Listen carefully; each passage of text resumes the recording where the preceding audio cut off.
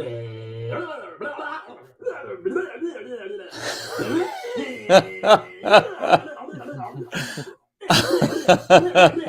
the media at the moment. Hey? Behind the scenes look.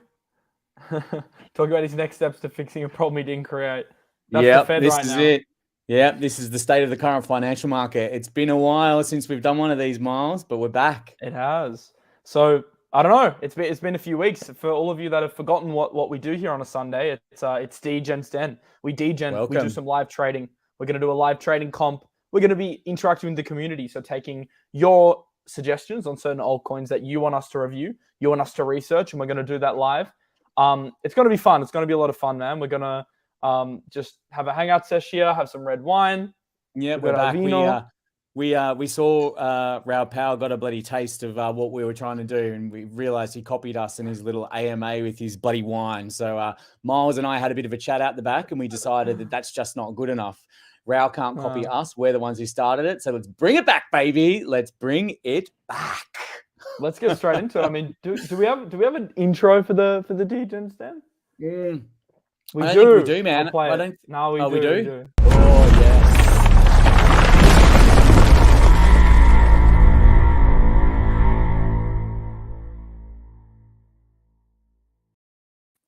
Bang. All right, we are back. We're back. We are back in business. I guess the first thing we got to talk about before we get into anything fun, before we get into the trades and all that fun stuff, I also want to talk about, alluding to the title of the video today, a few altcoins which could actually die. There's some pretty alarming statistics on altcoins that are running out of runway. That is a segment that we are going to go over in today's show as well. But I think we should start with this Bitcoin price and just talk about how boring this damn market is at the moment after the post-CPI. It's been shocking. It's been absolutely shocking. I think I had two shorts open to go down over this weekend, thinking that we'd probably get some more downside back down to retest those lows we got from the pre-CPI dump. I thought we'd go down and do a little bit of a liquidity grab over the weekend, get back down to that kind of 18 number, which has been holding absolutely like a brick wall for the Bitcoin price to date. I thought we'd head back down there, but nothing. We've not moved. I think it's been almost 2 days, and we've barely moved, $300-400 on the Bitcoin price, which is pretty incredible considering it's been so long. Yeah, I mean, it's quite funny. For a few weeks, everyone's like, oh, the market's so boring. The market's so boring. Can it just move? I mean, we got the move. I mean, everyone got their wish. We got a crazy wick to the downside and then a strong reversal to the upside following what was quite negative CPI data. Like, let's be honest. Core CPI shocking. Going up was not what we wanted to see. However, I guess it was just priced in beforehand because the market was kind of very aggressive going risk off into this announcement. And then when stocks rallied, crypto rallied alongside it. But we seem to have come back down to this level. And this is quite a key level at the moment. It's this 19K level that we see. Of course, there is a range slightly below that is starting to form. But this is holding quite well. So we've got the range low at 18.6, 18.5. We have wicked below a few times, which I've highlighted here. But we've also held that level quite strongly. Right now, we are holding on 19, which is also a strong level of support. So honestly, until we can break 20 and break above this other major level, which obviously would look a little something like this, then there's no real bullish scenario to that 21K zone that I still think we have a high chance of reaching. But we do need to break above 20 for that to happen. Until then, I guess you could say we're range bound. Definitely range bound for the time being.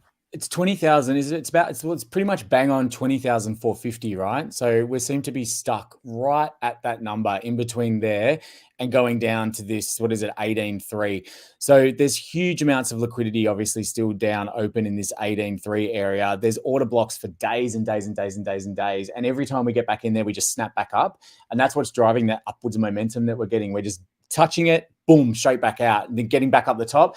And then every Tom, Dick, and Harry, once they get up there, they want to cash out at 20,500. Yeah. So they're jumping ship, the pussies. Hold on. What are you doing? Hold on. Everyone's jumping in at 18.5. We've got a fucking deal. And then when it gets up to 20,500, they're just jumping out again. It's crazy. It's quite interesting though. If you follow a lot of the major crypto traders on Twitter, I mean, a lot of them are expecting a push up to this 21K region. I mean, I probably am as well. And I know Sheldon is in that camp as well. Then you also have that's key region at 22K. But I mean, the longer we go sideways in this pattern, the scarier it becomes. I do think if we are going to get a breakout, we need it to happen relatively soon. I mean, or at least we'd like it relatively soon, or it becomes quite scary because, you know, we've typically seen this in crypto.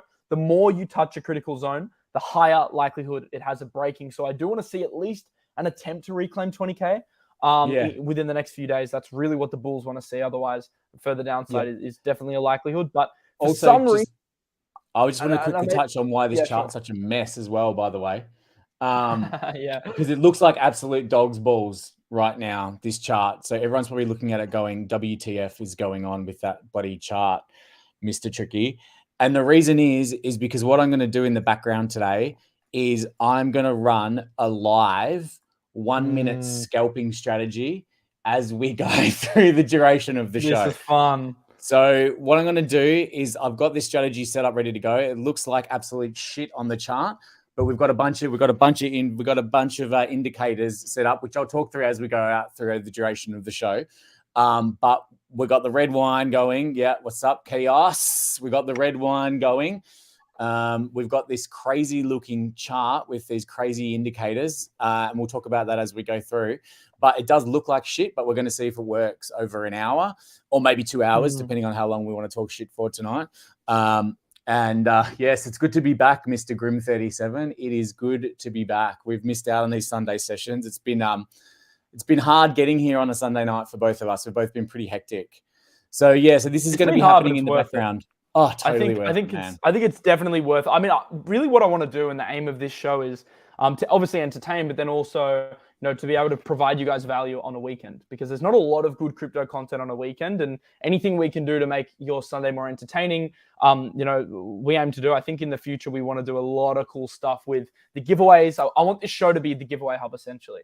Giveaways of NFTs, coins, live trading. It's basically like the hub of everything fun. Because, you know, we work really hard on the alpha stuff during the week, but it is cool as well to have more competitions, more interactive stuff on a Sunday to kind of reward the audience for watching throughout the week, and also just, you know, sit back and relax a little bit after a long week. So this trading strategy that you're going to execute is going to be a really cool thing that's going to play out over the next hour, and we'll see if we can actually make money.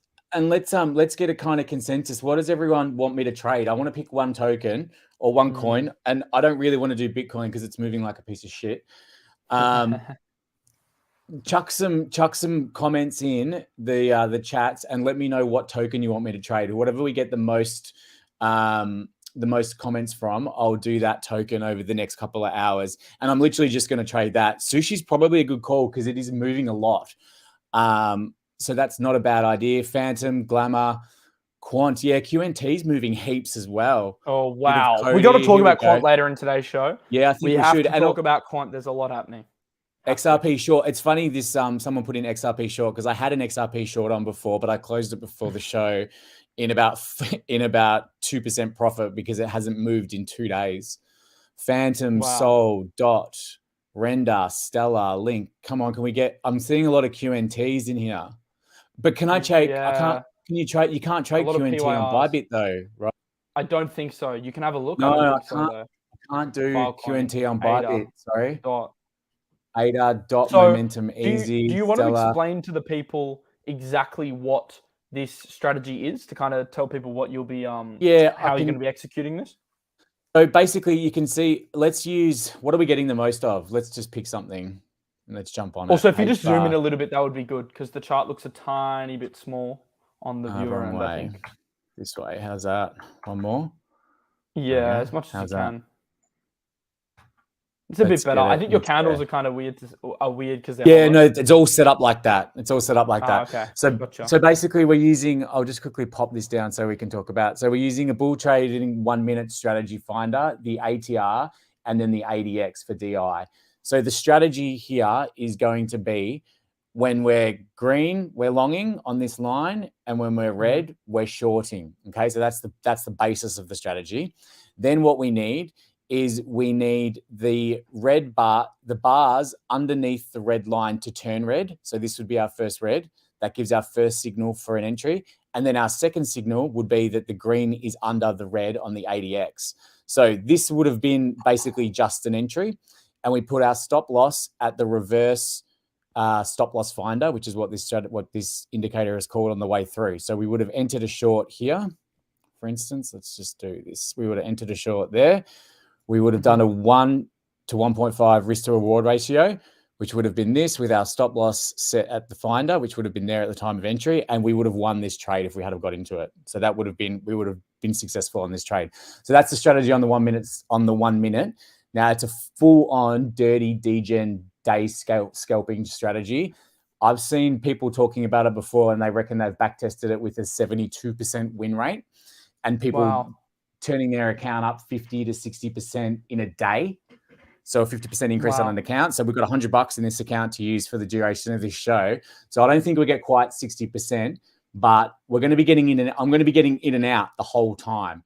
So yeah, this is exactly right. It's a boring market. This is a good opportunity to test these types of strategies. And this is a full dirty 1 minute scalp strategy. So this is how we're going to be doing it. We can talk more about it as we go, but it's just something fun that we'll keep going in the background while we're talking about other stuff. But I need a token. Okay, let's pick a token. So basically, we'll run this strategy in the background. We'll see if it works. I mean, I think we can do this every week. We can try a new trading strategy every week and try and backtest some interesting strategies here. I don't know if you can see this. I've got $101 in this account right now. It's $101.40. So I think the way I'll play it is, I was thinking about this before. What I'll do is, should I do each trade is the $100 value? Yeah. The full amount? I think so. So every trade is 100. What leverage are you using? Well, we'll need to decide that. I mean, I'll probably keep the leverage quite low for something like in and out as quick as this. So probably like a 3 or 4x. Yeah, I would have said maybe that, maybe 5. Yeah, I'd use the 400 then. So let's the full 100 every trade. Yeah, with lower leverage. Yeah, and see if we can get it up. But we're not going to do it on Bitcoin because look at fucking Bitcoin. No, that's on the 1 hour. Bitcoin. That is the 1 hour chart on Bitcoin. Convince me otherwise. Bitcoin's a stablecoin. Literally, look at that. Wow. Like, it's been bloody. Look at that. What is that? It's almost 2 days and we've barely moved $100. I've never seen it that flat. I've never seen price action like this on Bitcoin before. It's just shocking. So scammy. I mean, at the end of the day, it is just waiting for our direction in terms of the stock market. If we flip over to my chart for a second, if it decides to load. What token am I trading? Q had a reversal. I think you should use a ByBit token. So obviously not. I can't use. I like the idea of using Sushi, to be honest, because Sushi's had such movement lately. Let me go through my altcoin charts. Let me see what's actually moving. We got Gala up quite a lot today. Wow, look at that crazy wick. That could be a that's one with a bit of volume coming in. We've got, what else is up a lot today? Near Protocol. Near's been moving pretty heavily because you had that massive rejection off this 3.2 area and then a wick down to 2.7 and a pretty strong reversal on Near. So that could be an interesting one too. So I'd say Near, Gala, or maybe, what was the other one that you wanted to do?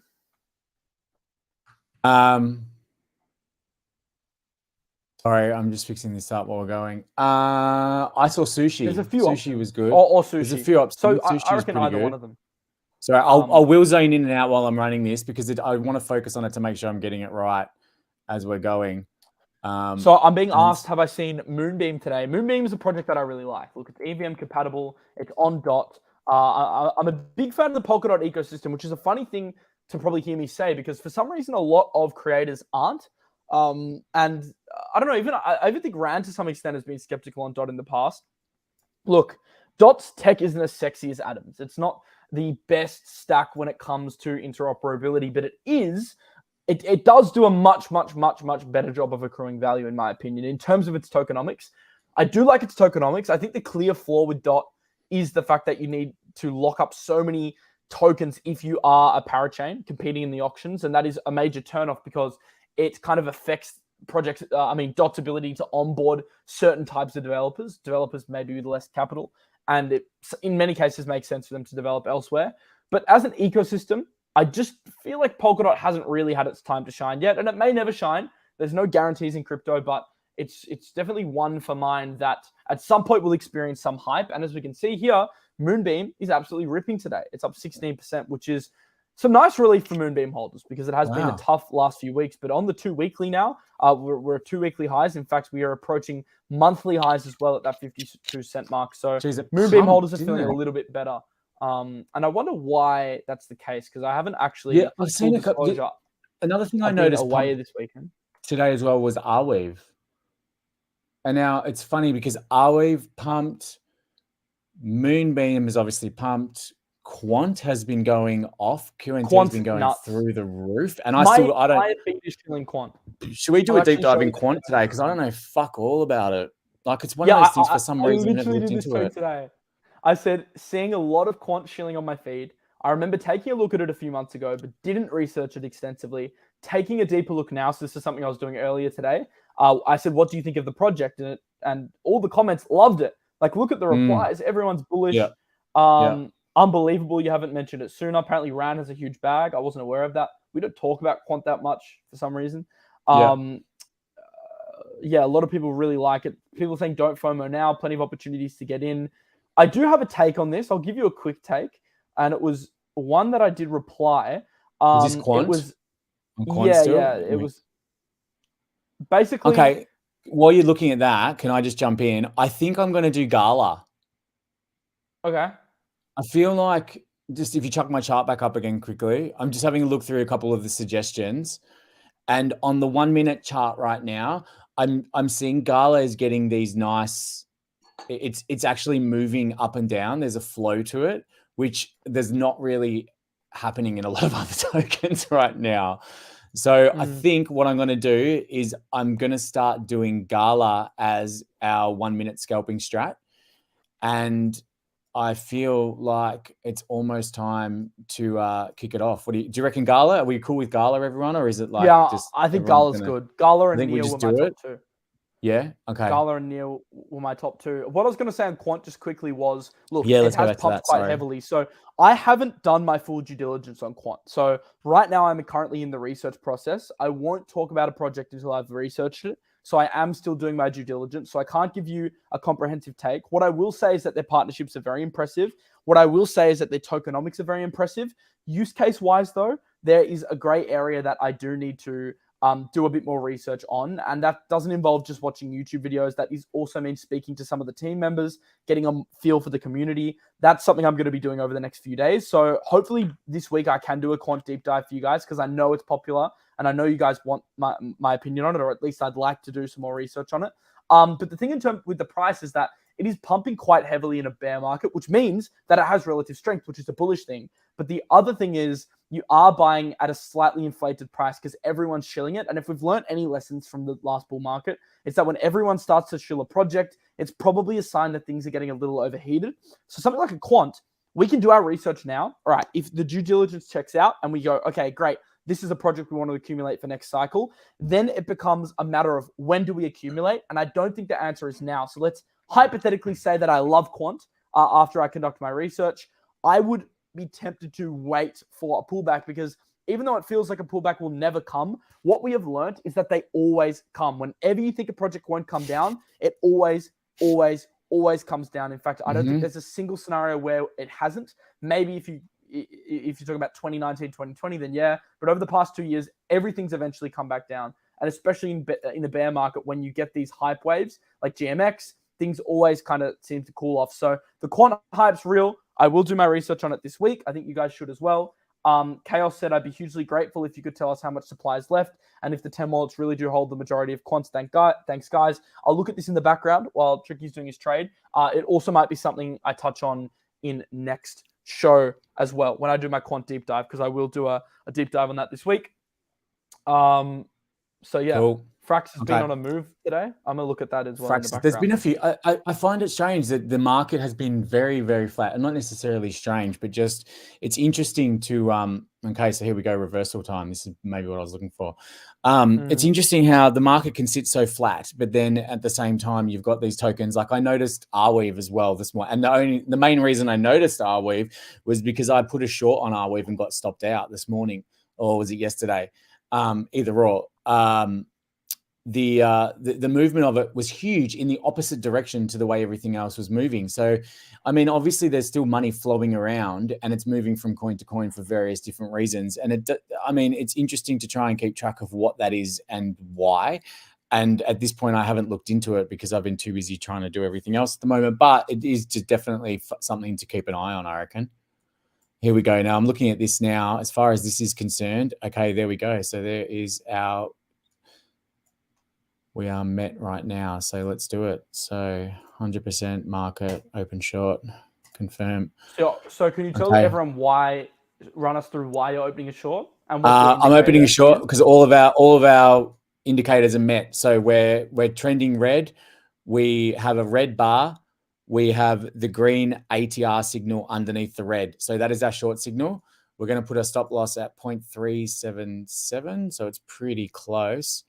So we're going to add a stop loss. I'm just going to do. So what exactly is the short signal? So if people wanted to backtest this, what exactly would you look for? And what's the indicator called? Because you have to remember, most people wouldn't have their charts set up. No, they don't. I'll go through it all again. I'll keep trying to go through it as we go, but it's going to be something I'm going to have to pay attention to. Okay, so it's pretty tricky. Okay, so we're using the bull trading easy 1 minute scalping strategy. We're using the ATR. Let me tell you what they're all called and who they're by. I can show you. So the first one is, we're in this first trade now. So we'll do it like this. So the first one is the 1 minute scalping. Sorry. Very hard to multitask. So 1 minute scalping strategy. Sorry, guys. I'm totally fucking this up. This is why you don't drink and trade. But anyway, whatever. 1 minute scalping strategy by Gustavo.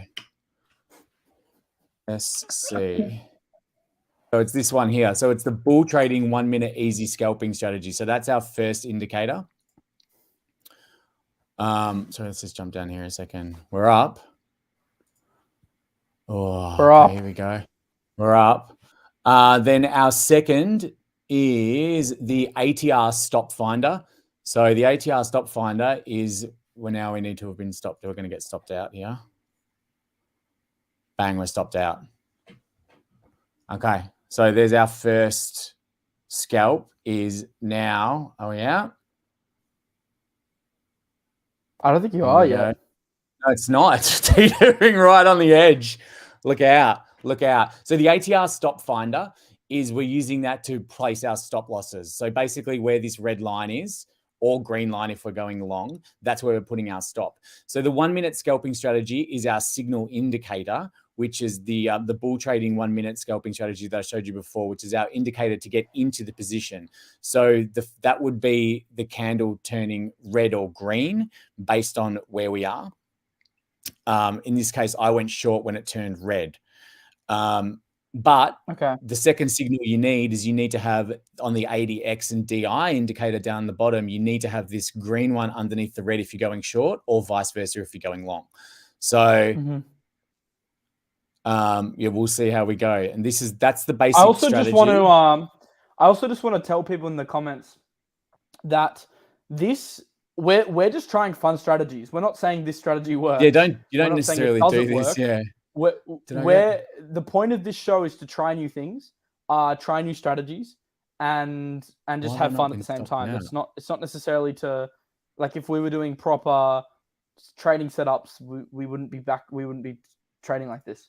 This is to I don't know what people are on about. I don't think a lot of these people have watched Degen STEM before. We just have fun and experiment with trading here. Yeah, we're just mucking around. We're not giving you calls like Sheldon. This isn't calls. Don't do this. This isn't copy trading. This is just us having fun, right? And learning different strategies and competing against each other and learning. Honest, it's all about learning, right? So I'm putting that there. I don't know what people are on about. Yeah, so I'm just going to be running this in the background of the show the whole time, right? So we're going to see, we just got stopped out. So that's it. We're done. First one's gone. So we're just going to be running this, and the account's now down, what was it? $101. So I'm down $2. So this is not something. It's nothing. It's nothing. I just wanted to test this out, run it in the background, and let's see if these 1 minute strategies work. You can find stacks of these everywhere if you look around, and they say they're all back tested, and this one was back tested really highly. But So we'll see. When would so far we've got. So I guess you'll just work on these in the background. Yeah, I'll just keep them going in the background, man. Like, this is not the be all and end all. I do not suggest you do this. I suggest you look into it, you check it out for yourself, see how it goes. This is a 1 minute scalping strategy, so do not expect this shit to work. I mean, this is the thing, right? Like, this is fucking living on the edge as far as trading is concerned. People who trade in the 1 minute on a regular basis, it's moves fast, and it can move in any direction real quick. Especially when we're trading something like Gala. I just want to reply to this guy. Hold on. Roberts, I hit multiple 30, 40x's last bull run. So I probably made more money than you've seen in your life. So I don't know what you're on about. Anyway, keep going. Yeah. So keep this going in the background, but just something fun to do. Sunday night, a few glasses of red wine. And, for all of us who are into this kind of stuff, right? Like, I love trading. I love crypto. I love all this stuff. This stuff excites me. I find it fun.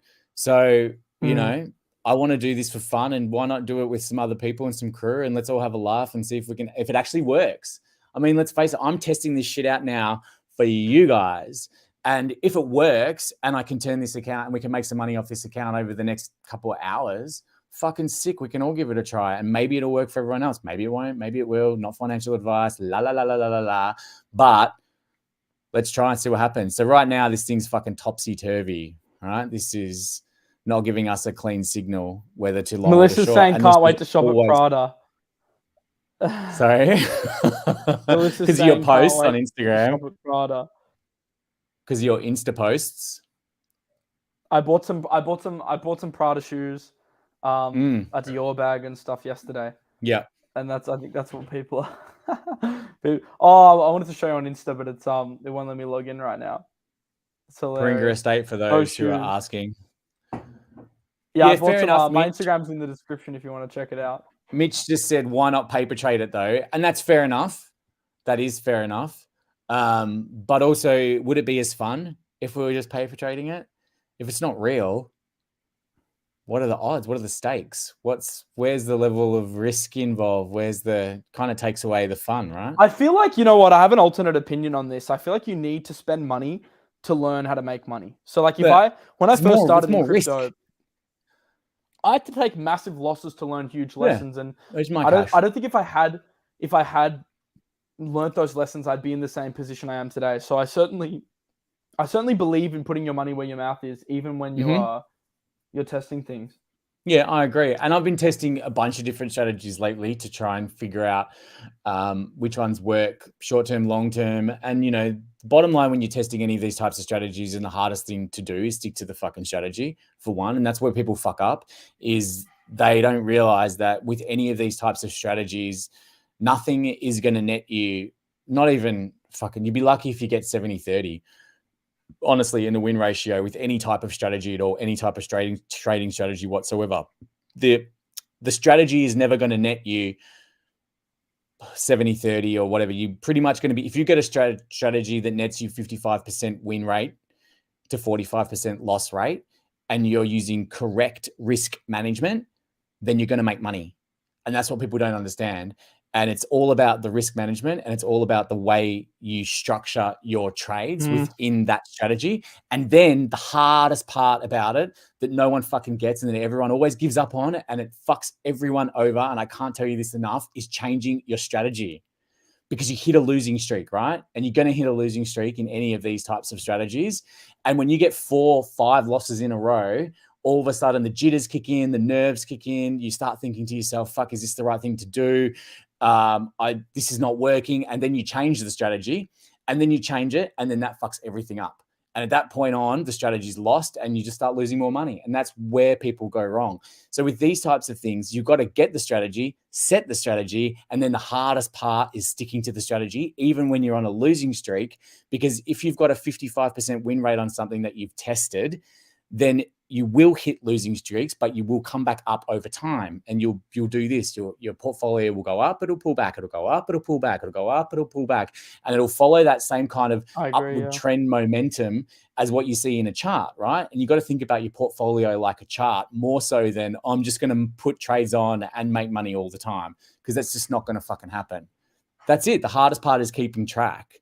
So that's what you got to be careful of. You just got to find your strategy and stick to it. And that's why these types of things are great to test, I reckon. But anyway, let's drink more red wine. I've gone on a bloody tangent. Sorry, everyone. Gone on a red wine's talking, got carried away. Let's run this 1 minute strategy in the background. In the meantime, I want to kick off another segment because we have a few segments that we want to talk about today. The first segment is the title of the video, projects that could potentially collapse. And it's a very interesting discussion on Runway that I think you all need to hear. Just before we get into that, and we'll also take some community suggestions on projects, I want to remind you guys that the trading comp is starting tomorrow. This is not a drill. This is real. This is real. This is real. This is real. And it's not a tiny trading comp. It's actually a $100,000 trading comp. It's a massive competition. You can win up to $100,000 in cumulative prices. There's only 811 participants. Now, from a crypto banter perspective, that is quite disappointing, I'd say, for a channel to only have 811 participants. But from a personal perspective, if you're greedy or if you're just interested in making money like most of us are, then you would be very happy right now, because if you finish in the top 10, you win some massive prizes. Like I'm talking $10,000, $10,000 prizes, $3,000, $7,000, like some massive prizes for top 10.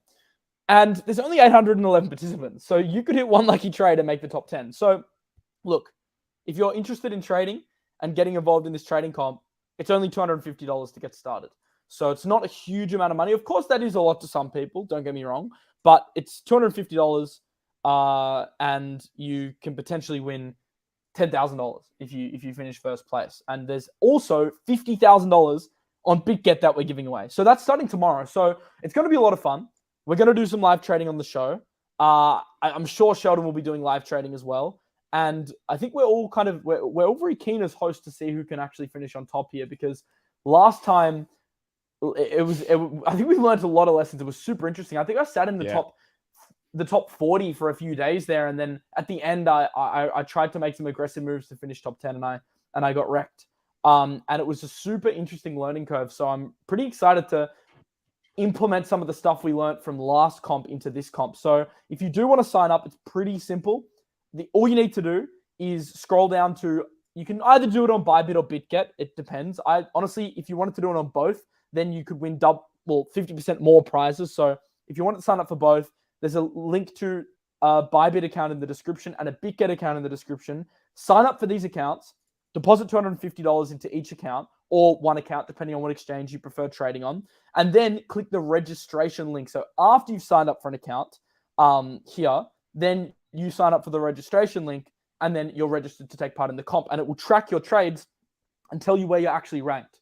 So make sure you sign up, because this starts in a day. And if we learned anything from the last trading comp, it's that the earlier you start, the better, because the guys that tried to jump in the last week, they were kind of chasing the tail of the people that had started in the beginning.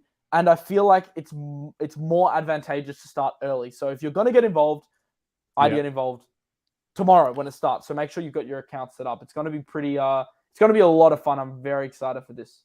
Very excited for this training comp. Yeah, I reckon. And again, back to this, what we were talking about before, is try not to rush anything, make good decisions, think about what you're going to do.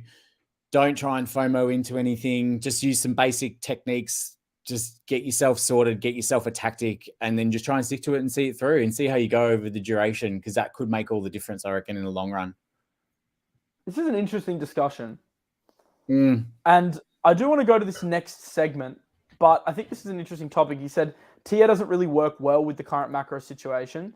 And look, I've had very controversial views on TA throughout the years. Yeah. What I have learned is that fundamentals drive the market, and the charts do a great job at reflecting sentiment. And if you have the fundamentals lined up and you have a thesis, then the charts are where you can substantiate entries and exits and risk management. So for me, now this is different for everyone. I'm sure Sheldon would have a different opinion to me and Kyle and Ran, but my opinion is that fundamentals drive the market, but the charts give you a good way of visualizing risk management. Because the problem is, if you trade on a whim, you'll kind of execute some pretty poor risk management. So I would say, the charts do a good job of giving you the ability to be a bit more stringent with how you manage risk. So that's what they're good for, but they don't necessarily drive the market. So just because Gala's pumping or Nia's pumping it's not dictating the fundamentals, right? I don't believe it does anyway. In most cases, I believe charts are a reflection of what's occurring behind the scenes. I know some guys at Banter are probably watching this and going, no, because the traders love to think TA is the be all and end all. Unfortunately, it's not. Sorry to break it to you guys. It's not, but I mean, we're all entitled to our own opinions, but TA is a good tool. But I think it helps. It helps give you. We've had this conversation heaps of times, you and I, man. It helps give you an edge, right? And that's the thing is, there's no guarantee with any of this, and something can happen that just comes out of nowhere, out of left field, and you have no idea about it, and it changes everything instantly. Whether that's to the good, to the downside, or to the upside, these things just come out of nowhere sometimes, slap you in the face, and everything can go wrong. So, I mean, as far as that side of stuff is concerned, TA is basically worthless because it can't tell the future.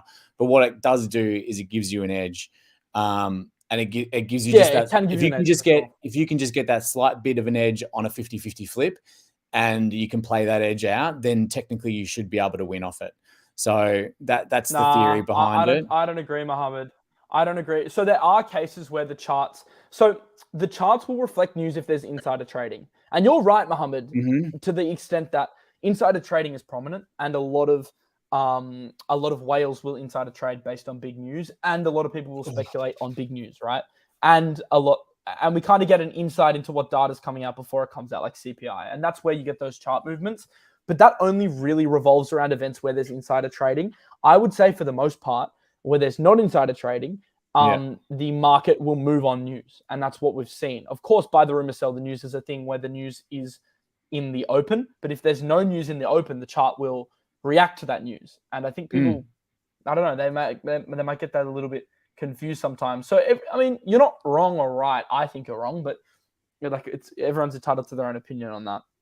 Yeah, I think the news, you can't deny the fact that crypto runs on bloody it totally thrives on narratives, right? So whatever the massive narrative is of the day, and whatever anyone thinks is going to be the next big thing is where the cash flows.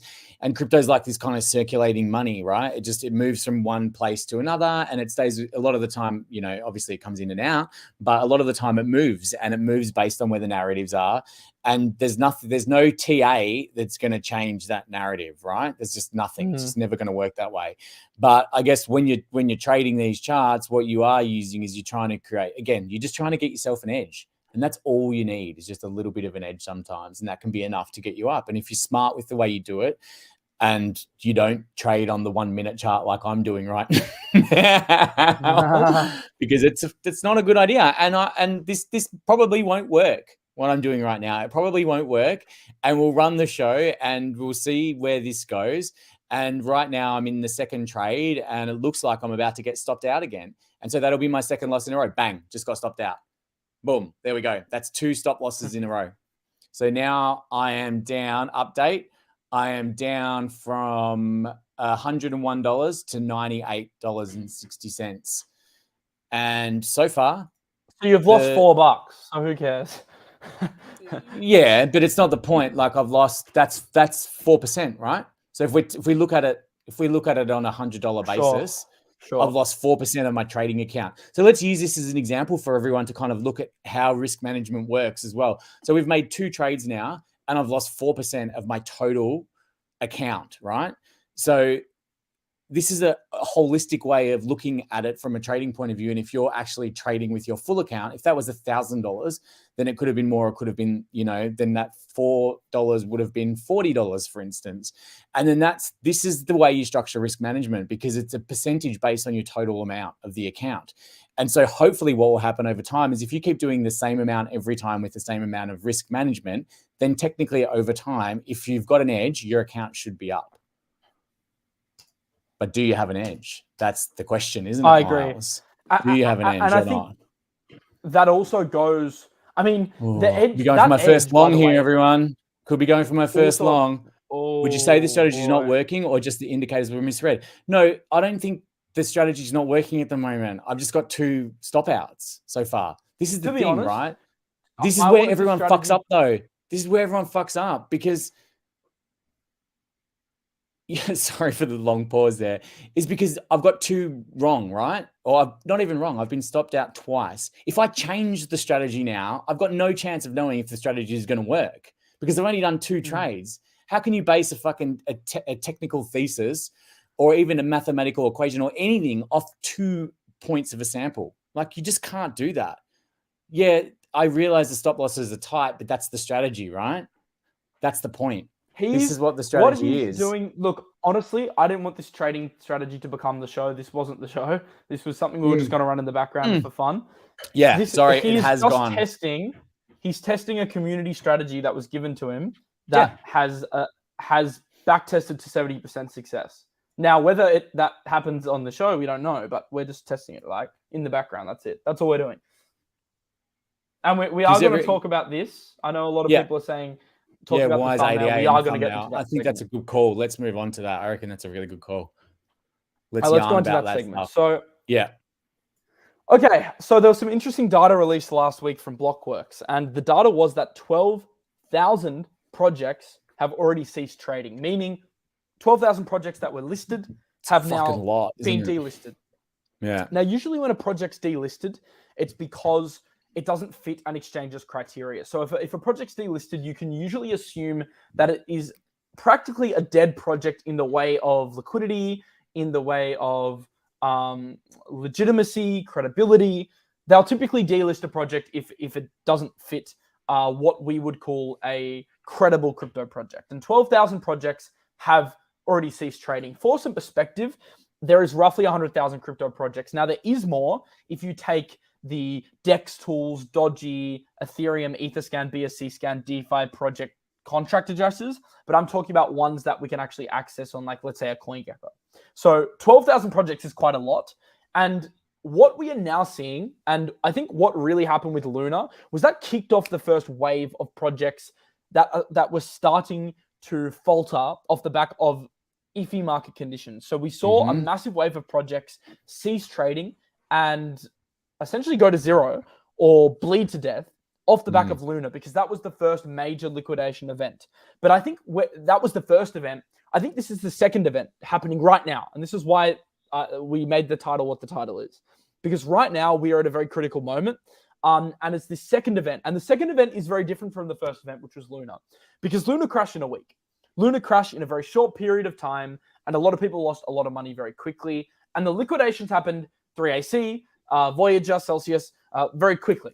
Whereas now we are starting to see something different. And this is the tide heading out slowly. And what this means is that the longer this bear market extends, we may not get these crazy liquidation cascades that we previously saw. What we may see is what we saw in 2018, 2017, is a slower bleed from altcoins against Bitcoin and a slower bleed of Bitcoin against USD. Because what happens is if Bitcoin hits that bottom, and let's say it's only 15K, that's not a massive move down. That's 20%, but it's not a massive move in the scheme of things. But let's say it hits 15K, it can stick there for a few months and altcoins can gradually bleed. And what will happen is the stronger altcoins will survive because the ones with the strongest teams, they will be around. And we know they'll be around because they have the backing, they have the runway, they have the devs, they have the VCs. But these smaller projects, these iffier projects that maybe don't have the same amount of backing, these are the ones that are going to suffer. So what our duty is as an investor is to work out which projects have runway and which projects don't have runway. Because if they don't have runway, then there's no point in us accumulating them for next cycle because they're just going to cease trading and they'll eventually end up going to zero before we even see the next cycle. So this is the most important thing to start researching. I will do a more in-depth video on this next week, but it's an interesting conversation today to have a look at some of the projects that might not survive because I don't know why. we wanted to take the bearish approach and look at the projects that are going to die rather than the ones that will survive because we know what the projects. Well, we don't know, but we have a good idea what will survive. Maybe it's fun to have a look at some of the projects that are going to die. So should I we do reckon. that? Yeah, let's look at what's going to die. Let's look at what's going to die. Sure. All right. For sure. The first thing that's going to die. Death token. And it's already dying. But the first thing that's going to die are some of these a lot of these gaming projects. In fact, most of the gaming market is going to zero. I can promise you that right now. Why is most of the gaming market going to zero? Because a lot of these games are dog shit. And the only reason they trade at such high valuations is because they're crypto games and they have the Metaverse label slapped across their back. Most of them are actually crap. And most of them are going to go to zero. And there's a few obvious ones that are. Let's actually go through the gaming watch list. I think Axie, it's an obvious one, but that's already gotten very low. Your Cravadas, that was like a glorified DeFi Ponzi. I can't see a future in that. And by the way, just because I say something's right or wrong doesn't mean it's right or wrong. It's just my stupid opinion. You don't have to agree. But I think a lot of these are going to die. What do you think? Do you think gaming is one that's going to really take a hit? I am still blown away that there are such high valuations for games that have never been played before. Yeah, it's crazy. Like I can't get over it. Like, you're talking with the gaming industry, you're talking about the number one games in the world don't make anywhere as much money on their blockbuster sales as what some of these game projects are already valued at. It's their market caps are crazy. Like, fucking what are we talking about here? What is it? Decentraland. What's Decentraland? Where's its market cap? Have you got it there? I'm so happy you mentioned this. Hold on, I'm on GameFi. Because I've got this tweet here. I've got this tweet here up on the other side. I've got the same tweet. Do you want to show it? Yeah, I've got it. Yeah, if you've got it, grab it open because it's fucking mind blowing. Look at these guys. This is the Decentraland gameplay. Just watch this. Maybe we have a different tweet. No, it's the same. All right. No, have you got it as well? That's your screen that's playing it. Like, we are currently watching everyone. How is this a fucking game? Like, honestly, how is this a game? This is the number one crypto metaverse valued at $1 billion. This is the number one crypto game, guys. This is the number one game. Just watch. Everyone just watch. I can't believe it. Like, what the fuck is this? And not only that, in this tweet, this person who played the game, she did a tweet. She said, the controls are awful. The camera flips around constantly, making the already confusing maze just a mess. You only get clues if you've already seen a movie. So for blah, blah, blah, blah, blah. It's not a fun game to play. My initial run took 10 minutes of fighting with the controls and running aimlessly. I only saw 2 trivia kiosks during my time. I don't know what that means. But the bottom line is that this has a market cap of whatever it was that Miles said a second ago, and the game is unplayable. And so this is a real testament to how things can get blown out of proportion and how it's really, really, really, really important to be careful and to follow what the fuck is going on. Sorry. Apparently it only costs, this person uses sarcasm. I was going to say, a car costs $5 million. I think this is what people are misunderstanding. Just because it's a crypto game doesn't mean people are going to play it.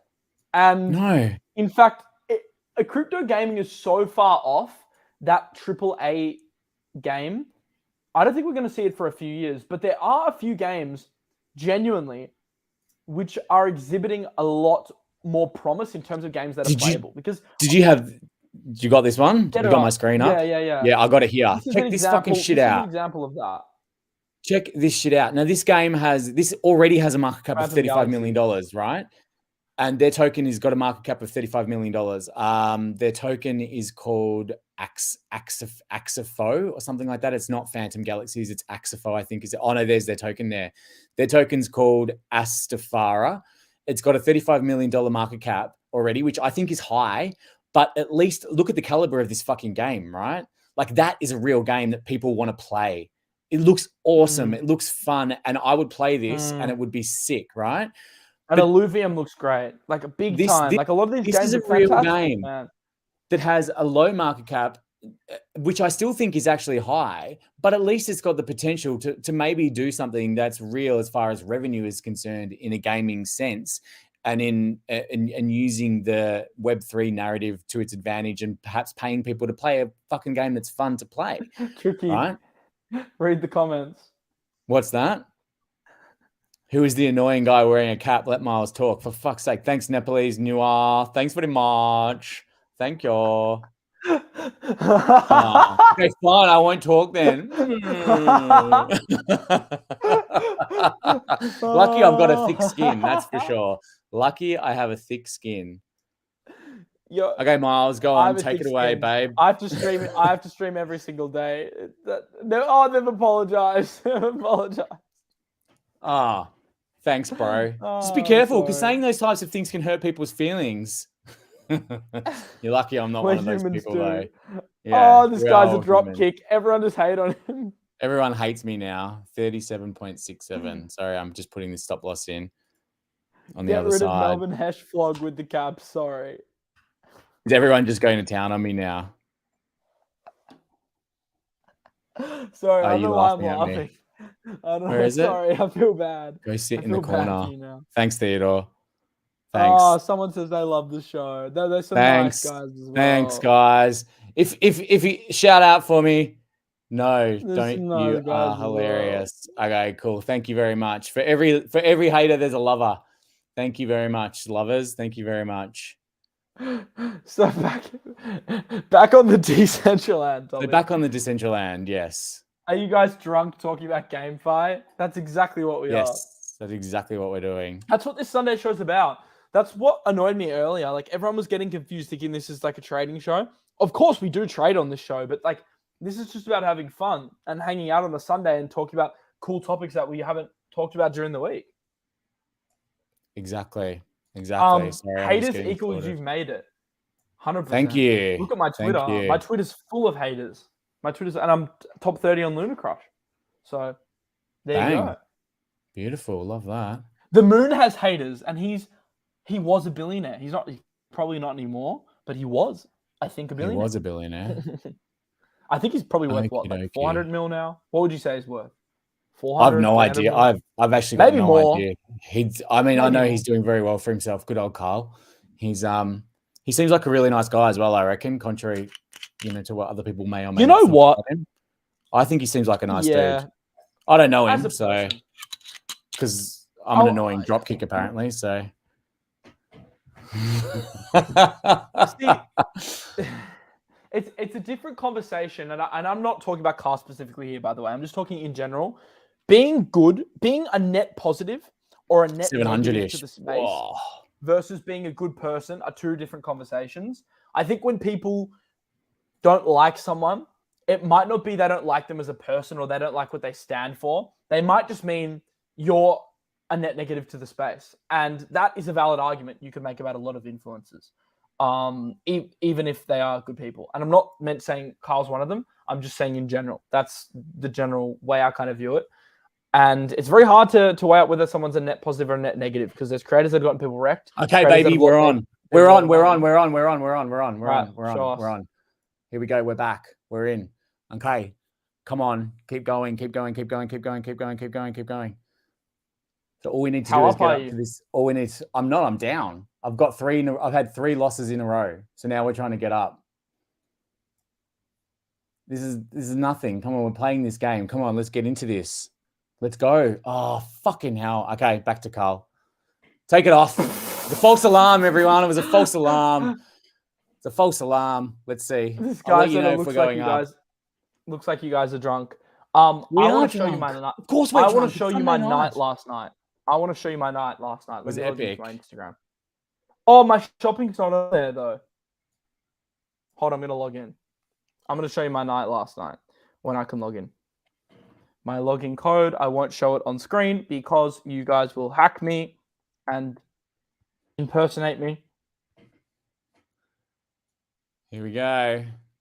Okay, so at the moment, I'm just for the record, I've had 3 losses in a row, and my account net value at the moment is $97.9. Okay, so for 3 losses in a row, Oh, that can't be. How can that be right? Oh no, because I'm Why up isn't now. my I'm sorry, shopping that's on the here? equity. I wanted to show them Sorry? my shoes. I wanted to show them my shoes. So Yeah, how sick is the I'm NBA not. Jam in the I back, was bro? drunk. It is fucking sick. I was playing it before we streamed. We had a. We were drinking Belvedere. I still have a bit of a hangover. I'm pretty okay though.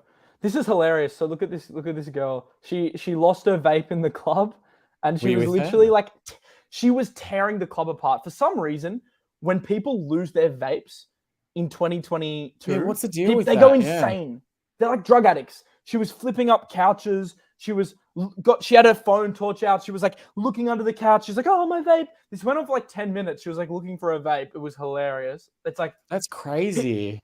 they're I just can't even. addicts. What does a vape even do, man? Like I don't even know. Is it just fake It's nicotine? nicotine. Lost It's the nicotine. vape. Oh, there's other things to blow. It's like a cigarette but electric. Yeah. But is it? I mean, do you smoke them? Like, are they good or are they shit? Or what's the deal? Vapes are like crack, man. Look, Oh, I've there we tried go. vaping, so I haven't. I That's haven't crazy. I haven't vaped extensively. I've never been like a full on like addict, but I have like done it periodically. Mhm. Mostly on nights out because that's usually what people do with vape on a night out. I guess it does give you a buzz. Like it's like smoking a cigarette. Like you'll feel like you'll feel a head spin, you'll feel a buzz. Like it's a good buzz. But then I guess the more you smoke, the less you feel the buzz, and the more it becomes a compulsion. Okay. So I think the problem with it is it's cool in the beginning, but then it just becomes very uncool because you're kind of just like sucking on this on this fucking thing all the time. Yeah. sucking on this lolly, and you don't really know what's in it. Mhm. But look, I don't blame people for vaping because it's a lot healthier than smoking. So I don't blame people. I think but they still don't know what is, the though, side effects are going to be for that shit, right? I still think vaping's a lot better, just anecdotally.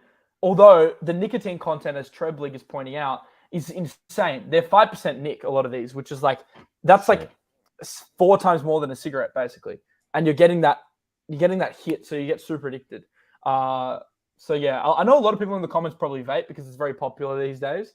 I think it's scary though when 18, 19-year-olds, or even younger, 14, 15-year-olds at school now are getting hooked on vapes and they've never even smoked cigarettes. It's like, yeah, that's they're weird. invented. I reckon. It is weird. It's become the new habit though of like, it's like a cool thing to do. So it's basically the new smoking, effectively, which is kind of what they made it for anyway. So it's the new smoking. Then we went to And this club. It was very fun. I had a good time. It was kind of like a Miami style club in Is Melbourne, Guy which is not trading something or just trying his luck? Is that me you're talking about, Guy? Am I Guy? I'm still going in the background here. No, he's. So we are going to do a trading comp soon, by the way, which will be a lot of fun. Yeah. Which at the end of the show, we'll do a comp where we trade against each other. That will be a bit more legit. I mean, it's still risky because it's short time frame. Risky. What he's doing right now, though, is not back testing, but I guess front testing now because he back tested. Yeah. A new strategy on the 1 minute. A lot of people scalping want strategy on the 1 minute. Sandbox though. So yeah, a lot of people ask about Sandbox. Yeah. So Decentraland. So we're talking about projects that'll die, right? Decentraland, in my opinion, its valuation is ridiculous compared to what it's offering. The reason ADA's on the tile is because one could make a similar argument for ADA. Now, I won't get into the semantics when it comes to ADA, but it does 150,000 transactions a day. Near Protocol does 500,000. Ethereum does 1 million.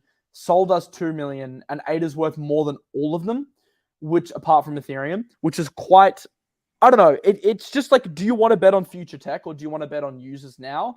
That's really the question you have to ask yourself as an investor. I prefer evaluating network effect on a more substantive basis, meaning I've already got some sort of hard data to go off. Cardano, I've got no data. I've just got religion. And I'm not a massive religious person. So I'm not going to bet on religion at a $10 billion cap. And that's why I'm kind of like, I don't hate Cardano, but that's why I poke fun at it. Because I just find it funny how crazy the valuation is. It doesn't mean it's a bad project. Pancake Swap alone has more transactions per day than what ADA does, right? Yeah. I mean, that's just Pancake Swap, right? There's more users using that right now than I was going to stick to my strategy, but I got high. That's the best time to stick to your strategy, because then you're like fucking micromanage it and get right into it. Someone else said, how old's Tricky? I bet my mate 100 you're younger than 30. Tricky's younger than 30. You're wrong. You're way wrong. But fuck, you're a legend. I love you. I love you. Someone says, after 12 years of vaping, I feel better than 20 years of cigs. Maybe you should take it up, Tricky. No, fuck that shit. No. It's hard enough just dealing with the red wine and all my other habits, let alone trying to take up vaping as well.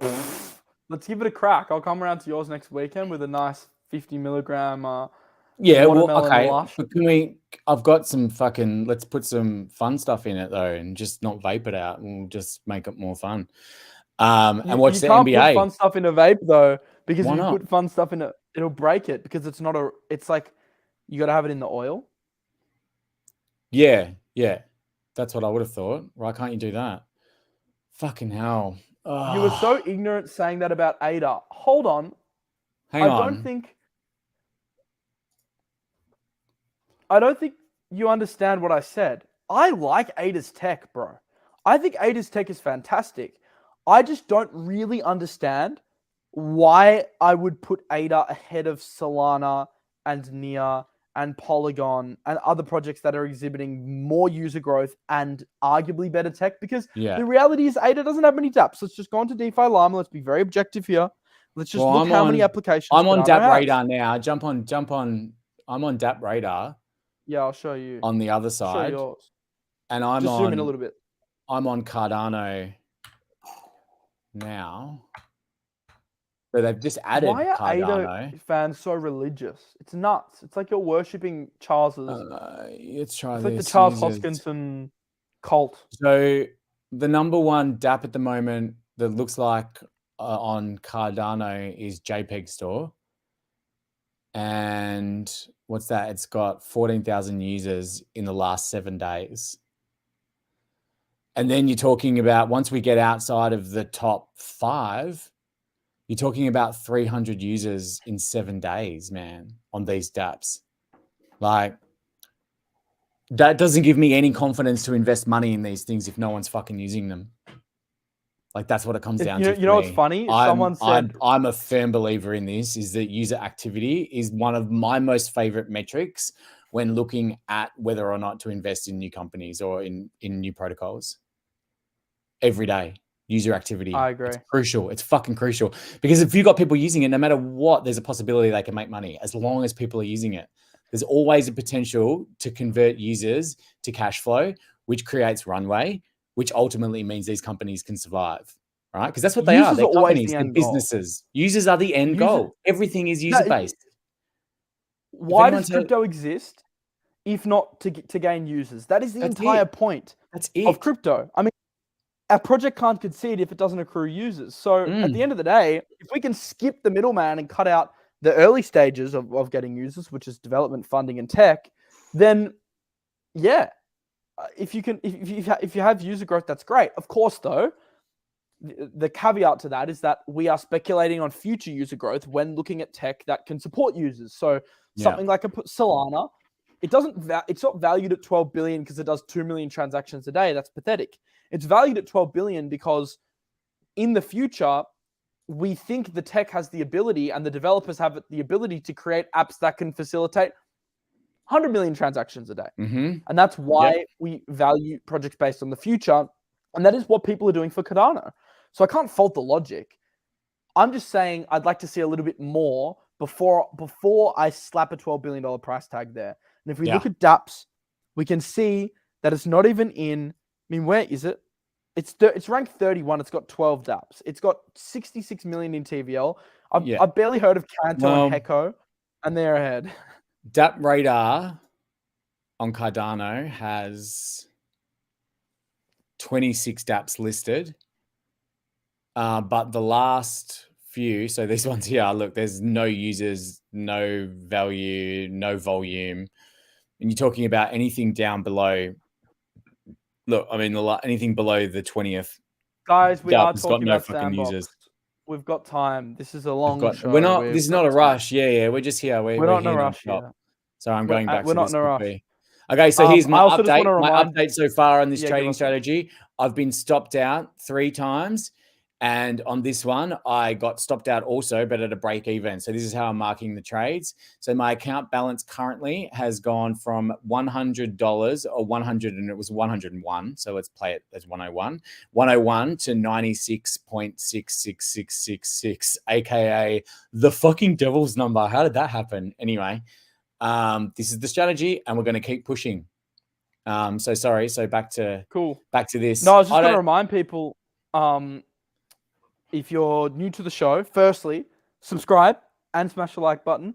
Smash the like so people know we're here, because we don't usually get yourself a glass of red wine. Algorithm. Yeah, get yourself a glass of red wine. And most importantly, guys, the trading comp starts tomorrow. So if you're not signed up, what are you doing? $100,000 prize pool. Link in the description. You do need a ref link account, but once you've created one, then you can register with the link in the description and sign up for the trading comp. It's going to be exciting. I'm very excited for tomorrow. So it's massive. Yeah, I'll be jumping. Line, I'll be jumping into this one. I've got a strategy set up ready to go as well for the strategy. What is your strategy? Just talk us a little bit through what your trading comp strategy is for the next month.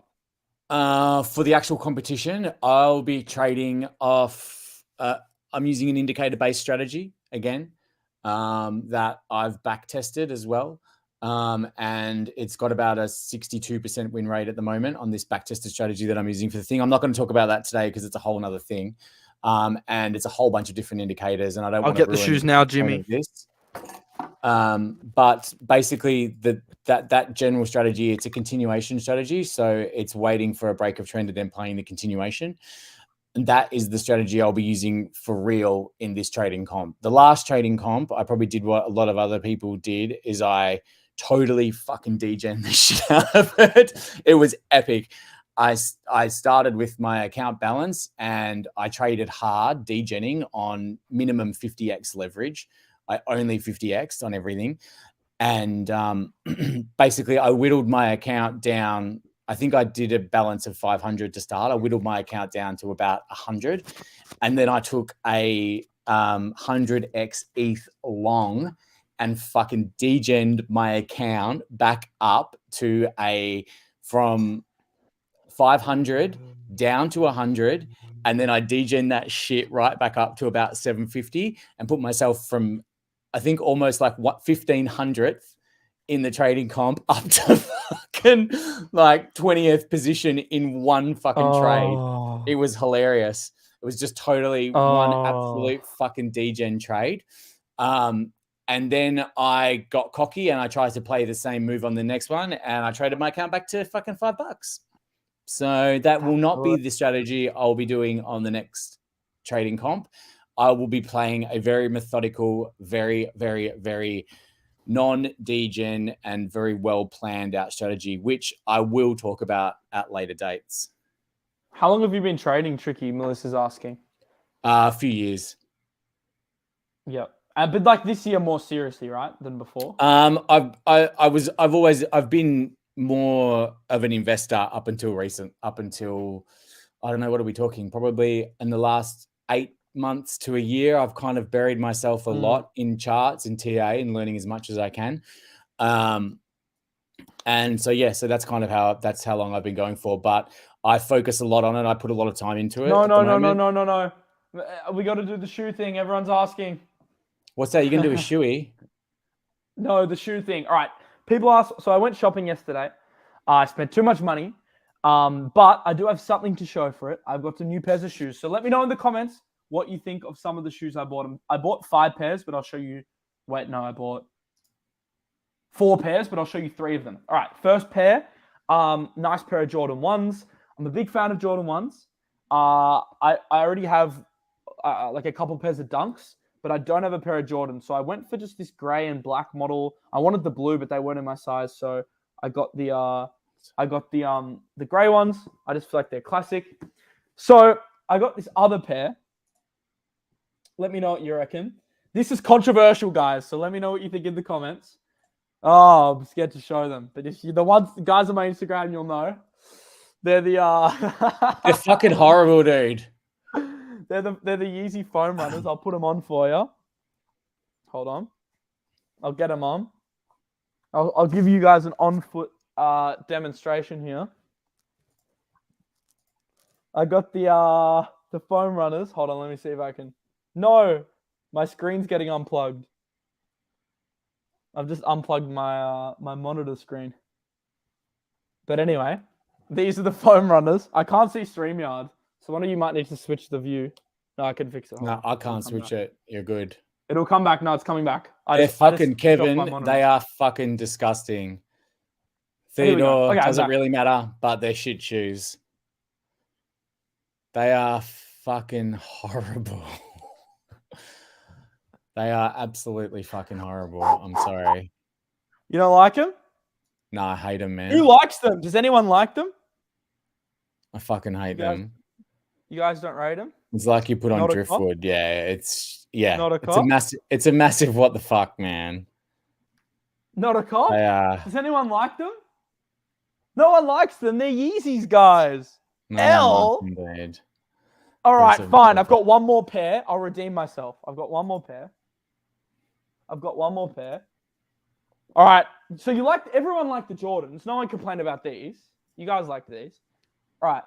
I've got one more pair. I've got two more, but I'll show you one more. Okay, guys.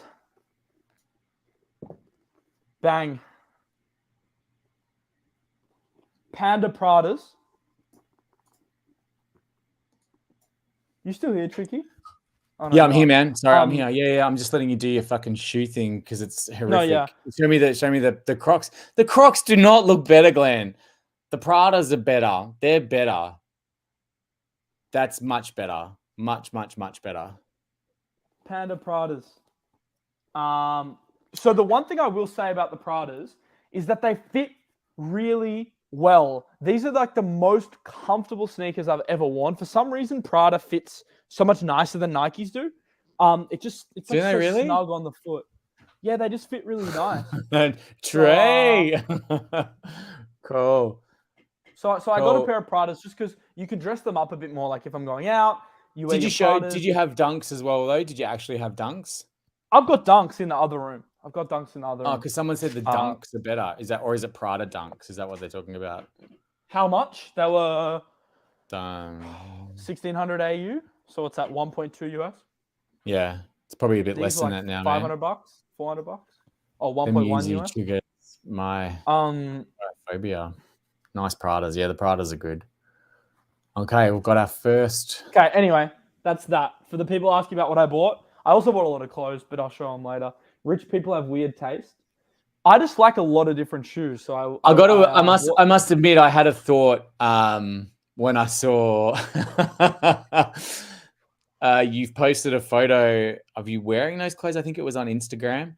Oh, and, show the guys this. I must admit there was a certain hint of Richard Hart. No. About it, and I was like, we're about to hit a TP here, kids. We're about to hit a TP.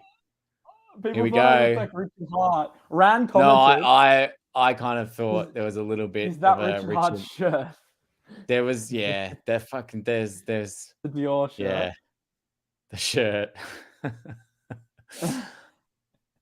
It's not quite Richard Hart. It's not quite. No, there was another photo where you had those shoes on. You had those shoes. Come on, fucking hit this TP already. Jesus Christ, I've had fucking 4 losses in a row. I want to win. Link in the description to the link in the description fucking strategy. Come on. Well. My God, you're freaking out. The co-host is so annoying. I know, right? Thank you, Lubo. Thank you very much. I can be not annoying if you want and be boring. So, we're about to hit a TP now. And no, we're not. You should go along with your shoes. Yes, you should go along with your shoes. That would be great. It'll look like raw bread dough goes on. Fuck, guys, they're getting roasted. They don't like the shoes. What did I do? I wasted powder. Don't worry, at least they like you. Bang, got one. Everyone does. Bang, got one. So you made money? So, well, at this point, no. We haven't made any money. I got one. I didn't lose. We didn't look. Yeah, exactly. Yeah. Well, we haven't made money technically because we're bringing the account back to the losses already. I feel like these shows get way better as they go on. It's interesting. This is an interesting part of the strategy As we that I get haven't. drunker. Do you just go again? How much wine have you drank? That much. All right, who wants some alpha? Half a bottle? Let me know in the comments right now. Do you want to? Oh, I shouldn't be showing this. I really shouldn't be talking about this, but whatever. Fuck it. Do you guys want to know an easy way to 7x your money? Because I'm about to give you an easy way to 7x your money. And I don't What's know. that? I got to put the disclaimer: gamble responsibly, not Not financial advice. Yeah, all that stuff. Like this is a complete risk. But I do have a horse tip for those that like horse punting. Now I know this is a crypto channel, but whatever. We like making money here, so I'll give you a horse tip. Now, my last horse tip came close. It was title holder in the ARC. I didn't actually tip that to the public because I was a bit iffy about the conditions. That was the one that I got on. I have been very open about this one though. And it's Dover Legend at the Melbourne Cup on November 1st. Now, you love this trade. There's a problem. You've had this trade on for ages. Sorry, trade. Okay. I want to show everyone that says this. Something, doesn't it? You've had this. I want to show everyone this. Yeah, go for it. On September 9th, I sold 10% of my Luna C after it pumped to put in a multi into Dover Legend in the Melbourne Cup. From one gamble to another, Degen mode activated. Bang. 2 out of the 4 parlays won at $152 odds and $86 odds. So right now I'm on for about 15 grand if Dover Legend wins, just based on the current bets. But I am looking at putting more on a straight up single. The only problem I have with it is that Dover Legend has come in. So when I tweeted, if you guys are following me on Twitter, you saw the tweet a month ago, he was 10-1. So he's come in 40% to 6-1. So that's my only issue. I'm hoping he drifts a bit. I think this on Sportsbet he's a bit short. I think if you go on to some of the other bookies, because I know a lot of you guys aren't from Australia. I know you guys have international bookies that may have better odds for this race. So Doval, I think, is a lot higher on those bookies. But look, I can't morally suggest you gamble, obviously. I can't tell you, I don't think it's a good idea to gamble, but I'm saying but because I like it, and I just feel like I wanted to share with you something that I'm doing, and that's betting on Dover Legend. Someone's saying, for fuck's sake, be careful, guys. I'm sorry, everyone. I do like horse racing, and I think Doval's a good chance to win the Melbourne Cup. I don't know. What do you reckon? I don't know enough about it, to be honest. I'm not paying enough attention to the Melbourne Cup at the moment.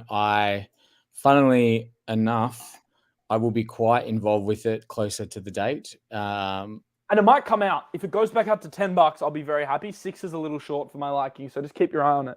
See if it drifts. 3743. Just going into another one here. This strategy is fucking... This wasn't what I was thinking it was going to be like to do this, to be honest. It's very intense to do fucking... It's really hard work doing a 1-minute trading strategy. Like, honestly, it's really fucking hard work. I'm blown away by how much effort this takes to keep just going. Someone says this is going to get funnier as the water keeps flowing. I think it will very much get funnier as we go. It's just really fucking That's exactly hard to what keep up Degen's turn is. That's exactly what we're doing. You know this is what's Sunday night. 03743. So, okay, so you can see, look, this is how I'm keeping track of everything, guys. This is real fucking shit happening in front of your eyes. This is a real trading strategy with real money happening right fucking now. I'm doing this live as we go. Now, I don't know anyone else who's done a fucking 1-minute scalping strategy with real cash on the fucking fly.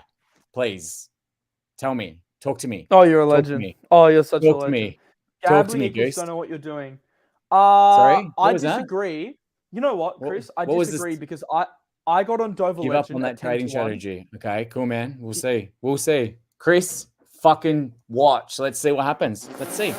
This is drunk tricky talking now. Let's see. This guy says he doesn't know what. If you're talking about the horse, I got it at 10 to 1. It's now 6 to 1. So technically, I've already made money in EV terms. So I'm not. I don't view it as gambling if you can bet early and bet well, but it is gambling in the sense that like you can't rely on it to make money. I just bet when I feel like there's value. That's when I bet. And I only bet when I feel like there's value, and I don't bet just for the sake of it. So much cussing. That's kind of the fucking show. Like, we are Australian. I don't think people realize. Yeah, this is what we do, Australian motherfuckers. culture. Yeah. It's very. Sorry, Sean. Yeah, we can Um, fucking tone it down if you fucking want. Maybe we'll get fucking Please striked. control the language. I mean, kids. Okay, sorry, bro. I don't know how many kids watch Crypto Banter. I'm pretty sure no. I mean, we've tried to do this it's 9:30 on a Sunday night where we are. So we've tried to do the nighttime thing here. I'm so excited my pants are busting. Yeah, baby. Wow. Yeah, baby. Wow, Nick. Wow. Love that. Love that. My Bust pants those are busting pants, as baby. well. Bust those fucking pants. Guys, I have to explain. It's in the delivery of the word. Don't get offended too easy. My 16-year-old loves banter. When I was 16, I was listening to Eminem every day. So either my mum did a bad job at moderating what I was listening to, or rap music is very prevalent in modern day society. Dover Legend is pride of the Irish. Let's go. Okay, it's an Irish horse. I thought it was a UK horse, but might actually be Irish. Is it Irish? Yeah. It's actually flown in. Yeah. They're the bringing only thing it offensive in today's show is the Yeezys. If What's you a don't like Yeezy? the language, leave the show. These What are those Croc shoes everyone hated. Oh, that's They're Kanye's. Hey, good call. Good call.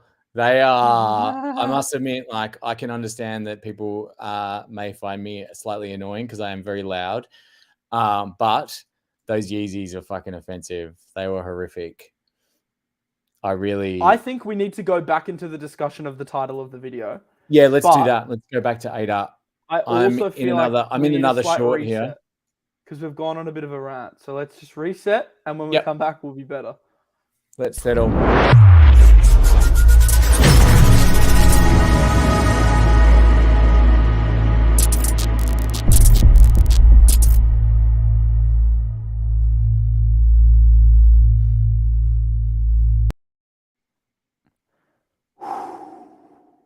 This is way better, yeah? This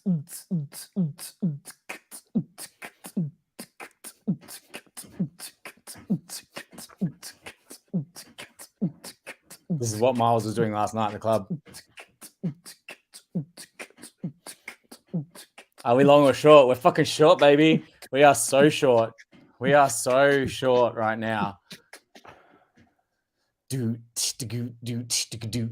So short. Fucking short. As we need music. We do need music in this. I'm going to try and get some music. Hold on. There's some dance pop. Let's play that. Let's play the dance pop and see what comes out. No, it might be copyright. That's the problem. No, if it's in a thing, it won't be. If it's in StreamYard, it won't be copyright. StreamYard gives you free uncopyrighted music. Oh, gee, this is fucking shit. It's fucking terrible. Oh, God, it's so bad.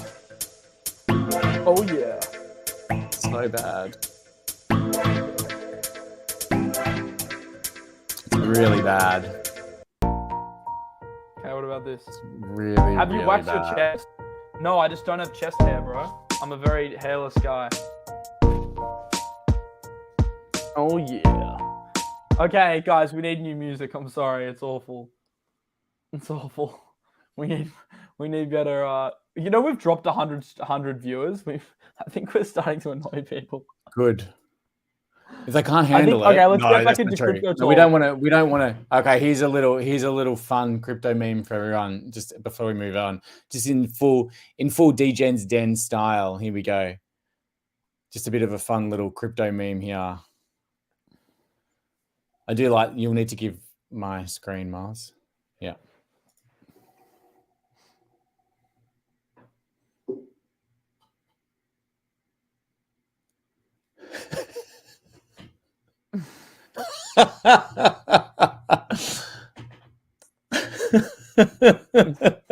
Farewell, global recession.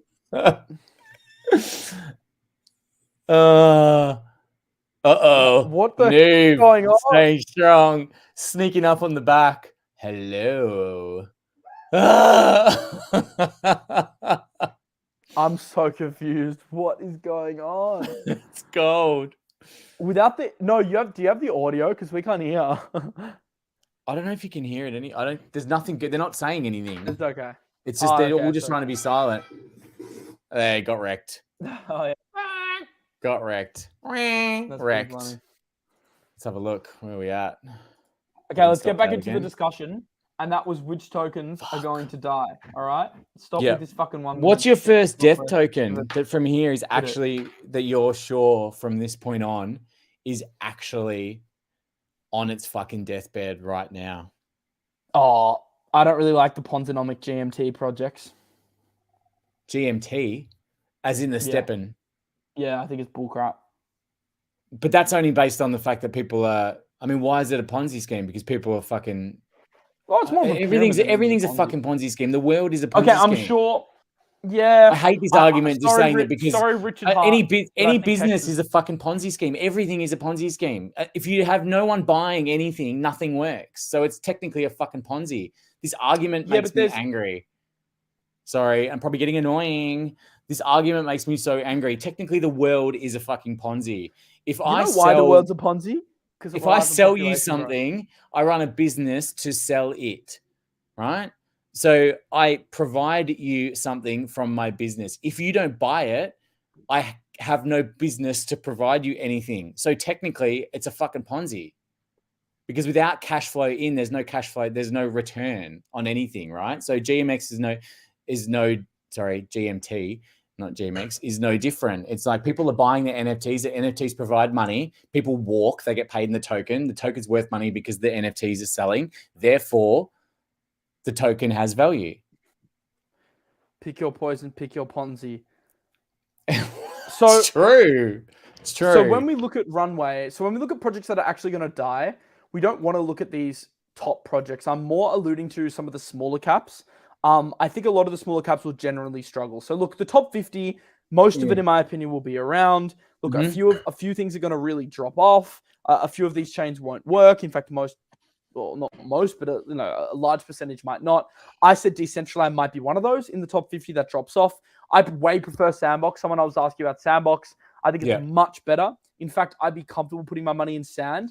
The only thing I don't like about it is how dilutive the tokenomics are. It is a bit concerning, and the land is a little bit oversaturated. So that's my only concern there. But I do like it as a project. I don't like Axie being in the same realm. Like Axie I don't know why these three are. How are these three all trading at the same valuation? Like Decentraland has the partnerships, but a shit product. Sandbox has a better product, less partnerships. I'd prefer to go for the better product. I think, well, if you're asking me which one of those three is better right now, if I was to invest in one of them right now, it would still be Axie because Axie has the most users. So there's actual value accrual in there because people are using it at the moment. And I mean, look, it's obviously died. It's dropped off. It's nowhere near where it was, blah, blah, blah. But as far as, a product, that's the same fucking chart for the whole market, man. Like, honestly, it's dead. She's dead. It's dead. Yeah. I mean, that's the same chart for the entire market, right? So there's nothing that looks that much better right now. So as far as those three are concerned, if I was going to pick Decentraland, Sandbox, or Axie, I would pick Axie personally. But in saying that, I wouldn't pick any of them because as far as I can tell, I don't like using any of them. And now we need the sound effect. Perfect, the sound effect. I can do my own sound effects. Okay, so someone's put in the comment, Chainlink will be big. Now, I as much as I agree with the statement that Chainlink has massive use case and it's a great product, I don't understand why they've got a token. Can someone explain that to me? Why does Chainlink need a token? Now, I'm not saying that Chainlink isn't a fucking very, very well used project. And we've had this discussion before, actually on Degen's Den once, when I gave a beautiful explanation of what Chainlink is as an oracle. But Why do they need a token? I don't understand why they need a token. Yep. Miles, school me, baby. School me and school the rest of our viewers as to why Chainlink needs a token right now. But he's frozen, or are you just freezing No, I'm being an for idiot. dramatic pause, creating drama? Okay, look, I'll be Miles honest. A drama. few months ago, I would agree with you, and it's one of the reasons why Chainlink struggled to perform. But they had a massive revamp. I mean, their economics 2.0, I think people underestimate just how big of a change this actually was. It was a massive upgrade. Yep. Firstly, now you can actually stake Chainlink. So there's an added demand for Chainlink tokens now because you can stake them and earn yield. Thirdly, I'm not. The red wine's getting to me. Secondly, the tokenomics are a lot better now. So there's actually a real utility for the Chainlink token. Now, technically, you could make this argument that you made about any project. Yes. Like, okay, let's look at why do you need a token for any L1? Well, someone said on here, technically, the problem with Chainlink is that you don't need a token with the actual oracle. The answer is capital efficiency. The reason tokens exist and we don't just operate on code is because of capital efficiency and ownership. That's just how it works. Like, if you want to secure a network, you need to have a token of some sort. And you need to have the ability to trade that token to maintain liquidity on the network. And that's just where capital efficiency comes into play. It makes the network more efficient. And if you didn't have a token, technically they could revamp and just be an oracle. But, essentially then the company would have no way of making money. So they'd be a business, right? So projects are businesses. They wouldn't have a way of monetizing. How would they monetize? Through a subscription? Through you've got to actually think about this logically. Like, they've chosen to do a token, and that works on blockchain because that's an easy way to run a network. But how, like, the token doesn't accrue value from usage of the oracle, or does it? Projects. Am I wrong? No, projects need to put up Chainlink. They need to pay their fees in Chainlink. So if you're a project and you want oracle data, you need to use Chainlink. So you buy Chainlink off the open market and then you pay it back to Chainlink to use the oracle. Yes. And so that's where the value is accrued. Yes. It's the more projects that use Chainlink, and the more Chainlink they buy on the open market, the more Chainlink gets bought. Okay. But I get what you mean. It's not the best model, but it's better than what it was before. Now that they're opening the staking pools, and that's going to effectively tie up more Chainlink, which will obviously take more Chainlink off the market and hopefully therefore drive the price up further. But Link is a top 5 crypto project, I think. Big call. But I think it is. I mean, look at their partnerships. It's ridiculous. It's everyone. And they keep dominating, especially after what happened on Mango the other day. How the fuck was all that, right? Like, and they weren't using Chainlink as their oracle. And that was part of what happened, right? That was part of how the hack it wasn't really a hack. It was a fucking manipulation, right? A market manipulation happened. Was more to do with the fact that they misrepresented the oracle, right? If Link gets ISO, it will. Yeah. Swift integration processes. I mean, they're integrated with Swift. That's a quadrillion-dollar market. They're partnered with DTCC. That processes $2.4 quadrillion worth of securities every year. They're providing Oracle data to their crypto services. BNY Mellon, one of the biggest banks, they're integrating there as well. That's also a multi-trillion-dollar network. So I think there's a lot of fakes and facades in crypto. Chainlink's one that we know certainly isn't. So when we look at this runway argument of projects that are going to die, it's very hard to die when you have such a strong use case. And at the end of the day, that's what it comes down to. So you can look at user data, but it's use case. It's what the use case is going to be for a certain token. Yeah. And that's everything. And that is everything. Link has a very strong use case. It's got the strongest use case because it's the main oracle. And I don't know, I just like it a lot. So I think it's a very solid bet. It's a safe bet. It's a solid bet. It's a good bet. It's not a bad bet. I'm just looking for this article that we had today that was on the Mango hack and how that all went down. Okay, there's lots of news coming in, guys. Lots of breaking news. Let's give you some breaking news while Tricky searches for that. What's the breaking news? Oh, I hate how it's going onto my other Chrome tab. Well, there's no breaking news. There's just some interesting news, I guess.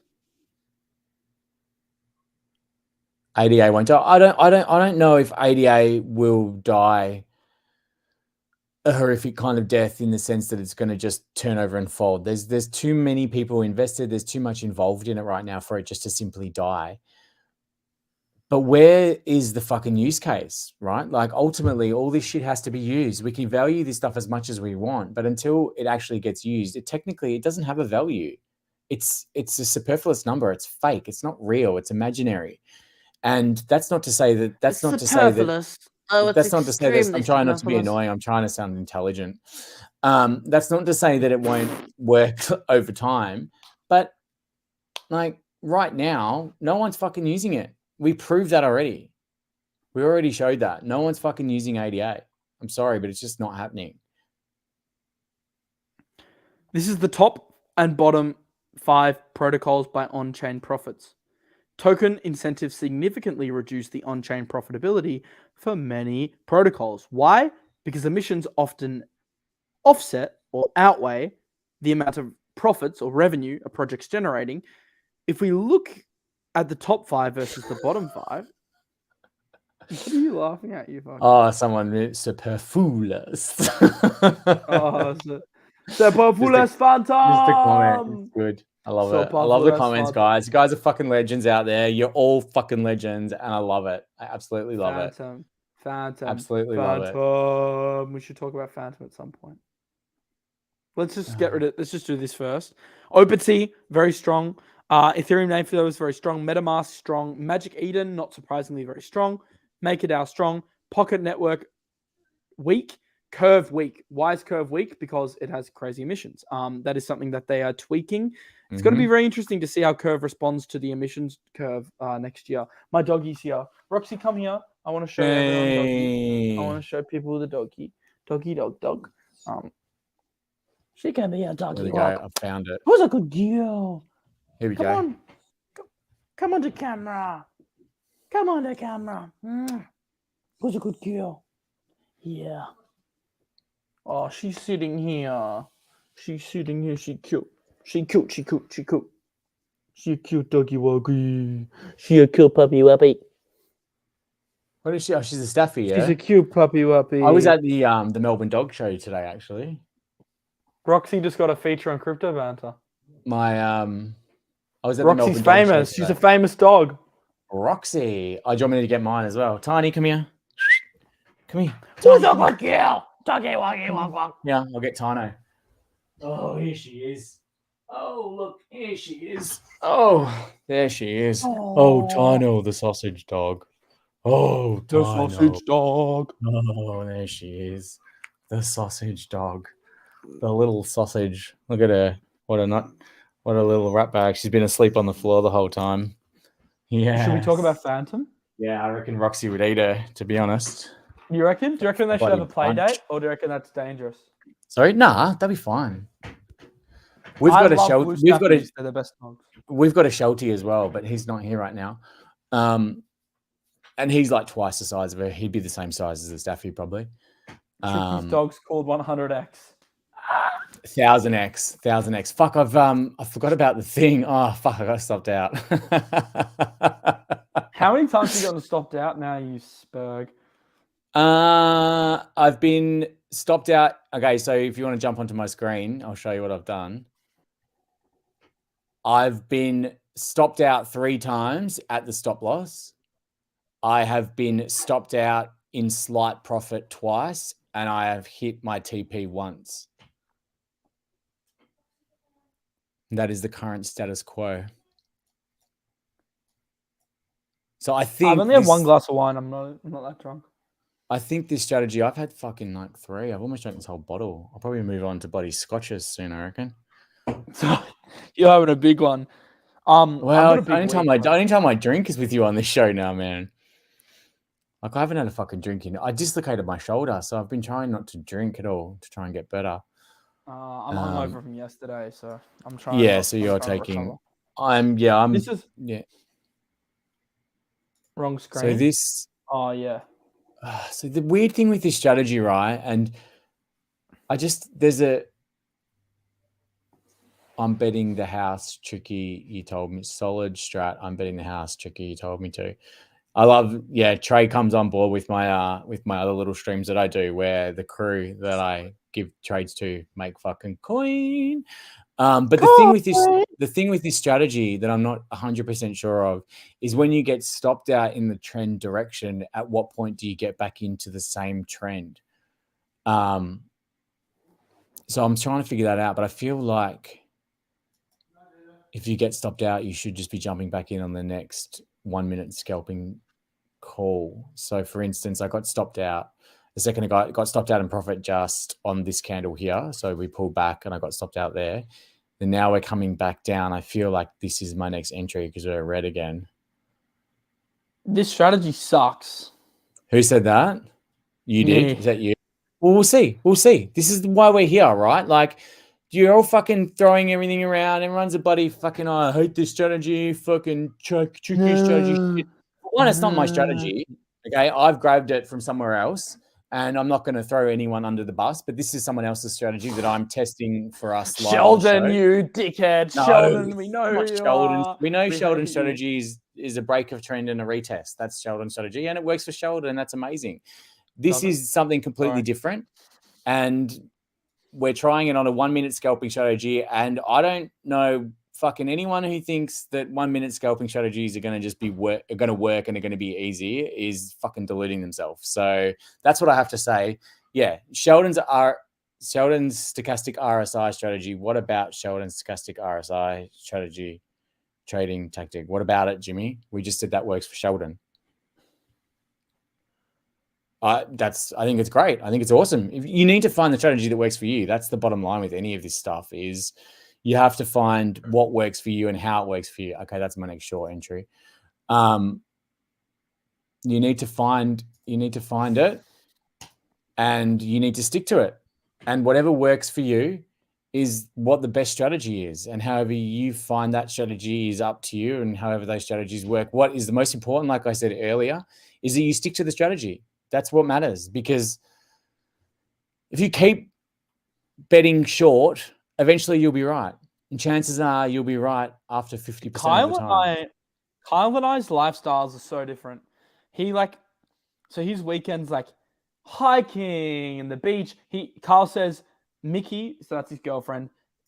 He says Mickey, Kyle's girlfriend, says he never treats himself, so he decided to buy himself a pair of new runners. So he's like showing the box and stuff. I've just bought bloody 6 pairs of Pradas and shit. And he's got his pair, he's treating himself to a pair of runners. And then he's gone to the beach, and he's gone on a hike, and he's having a glass of red wine and a steak. And then he went to bed, obviously, and then now he's having beers and chips today with his girlfriend. And I'm just out partying and sending it, popping bottles of Belvedere in the club and buying Prada boxes and shit. We just have completely different lives, Kyle and I. Kyle's a settled down man. He's in his 30s now. I'm in my young 20s. So I don't know if you guys have seen Hustle stories, but Hustle's a bit like me. He's a bit he's having some fun in Miami. He's killing it, isn't he? Kyle and I are we're polar opposites. I'd love to party with Kyle. I feel like we're going to Lisbon. By the way, I'm going to Lisbon in 2 weeks with the Banter fam. 100% if you guys can come to Lisbon, come. We're doing a meetup. It's going to be sick. Sheldon's coming, I think. I very Kyle's coming. Maybe not, but I hope. Because I'd love to party with Kyle. Because I feel like I just want to loosen up Kyle a little bit. I feel like he's very tense and bearish. We just need to have fun, Kyle. Like, let's just go out, party. Let's get you pissed. Simon says, Miles, I think you need to get more. Get more what? Shoes. That's my question. Or something else. Get more shoes? I'd rather do shots with dupes. Okay, everyone in the comments right now. Would you rather do shots with me or Kyle? Fucking me. Everyone wants to do shots with me, surely. Me. Don't worry, guys. I'm not with the program. Who would you guys rather? Kyle needs a Prozac. He needs to chill out, man. I reckon Kyle's super chill. I reckon he's so chill. No, he is a chill guy. I reckon he seems. I don't know Kyle. Kyle seems totally chill to me. I've had drinks with Rand. I don't think Rand's a big drinker though. Well, I haven't drank big with him before. Andrew says me. Kevin says Kyle. Fuck, what's gonna happen? Nick Here says we go. me. We're Yeah, waiting I'd for be this. more fun. Kyle can't choose Soz. Kyle would be fun as well though. That's You why I want to Aussies go can out with him. drink. In fact, I'm going to ask Kyle right now. Kyle, are you watching the show? Are you coming to Lisbon? Aussies are just drinkers. That's what we do. I'm about to get stopped out again. Fucking hell. Ugh. This is fucking annoying now. By the way, in like 10 minutes, we're going to trade against each other. That's going to be a lot of fun. Really? I don't know how I'm going to do both of these at the same time, but so far, it's fucking annoying. And everyone who Ran said is a major lightweight. Everyone who said this strategy sucks right now, I'm starting to believe you, but I'm going to stay the fucking course because I'm bloody whatever. I don't know. I'm something. I'm drunk. Oh, look how close I got to getting stopped out. Fuck. How much percent have you lost? Come on, overall? baby. Come on. Nothing. I've lost like my account equity right now is $96. So I started with 101. No, don't think about it in money sense. Let's Tricky's so annoying. He's so annoying. Think about it in percentages. We've lost only we've lost maybe 4% of our account total, right? And we are 1, 2, 3, 4, 5, 6. We're 7 trades deep, okay? And we've lost only 4% of our total account. This is nothing, right? If you were trading this with $100,000, it would be exactly the same. You would have lost 4% of your account total. And that's where these types of strategies and that's where this type of risk management, even though I'm a fucking Degen and I bought a shit ton of Tama the other day and sold it for a fucking 100x. Hold it. Oh, we'll get striked. You'll get striked. It's 3 seconds though. Does it have to be 30 seconds of the music and then you get striked? I reckon 3 seconds were okay. Oh fuck! Here we go, fuckers. We're back on the way down. So what I was going to say before is I don't know how I'm going to do both, Miles. I don't know how I'm going to run this and then trade with you at the same time. Just stop running that and just trade with me. Okay, we'll just do a trade. We'll just do a full Degen trade pump. With me. Okay, here we go. Nah, it's gonna get stopped out again. Look at this. Fuck, it's annoying. It's funny because it's not even about the money sometimes. It's more just about the win or the loss, right? Is that how you feel? So I'm gonna start with my favorite drinks and then you're gonna share yours. So on a night out, I'm almost strictly vodka because I'm a massive proponent that vodka gives you a lesser hangover and white spirits as well. I think it's relatively true actually, based on the evidence that I've read. So I usually stick to one alcohol. Correct. I agree. It's usually vodka. Vodka soda's the healthiest, but I must admit I am a sucker for a vodka Red Bull because I get a bit tired. So I like a bit of caffeine. Nothing else, just caffeine. I know you're giving me that look, Tricky. But also maybe some lemonade sometimes. And then also shots of tequila, but I'm off tequila at the moment. Like I had so much tequila last weekend in Sydney. I had a shot last night. And while we're going, should you word up everyone really on the trading competition as well quickly and the links and like and subscribe and all that kind of jazz? So we're gonna do Maybe jump a trading comp between us. In the next 5 minutes, we're gonna start trading. Sorry we kept you waiting for 2 hours for this, but we always get to the good stuff at the end. Fucking hell. Jesus Christ, that goes quick. The trading comp starts tomorrow. If you're not signed up, it's the last chance, really. I mean, you could sign up into the comp, but at the start's better because you get to start on an equal playing field. An equal playing field. It's getting late and I'm hungover and tired. So to sign up, you need to sign up for a ref link. Here's the ByBit ref link. Here's the BitGet ref link. Links in the description. After you've signed up for a Banter account, you need a Banter account. You can register for either the ByBit comp or the BitGet comp, or to be honest, both. Minimum's $250 for each. $100,000 in the ByBit comp, $50,000 in the BitGet comp prize pools. Links in the description to get involved.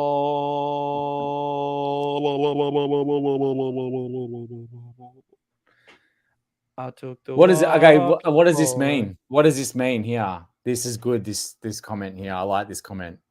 Now that we've done the people playing around with strategies will never win.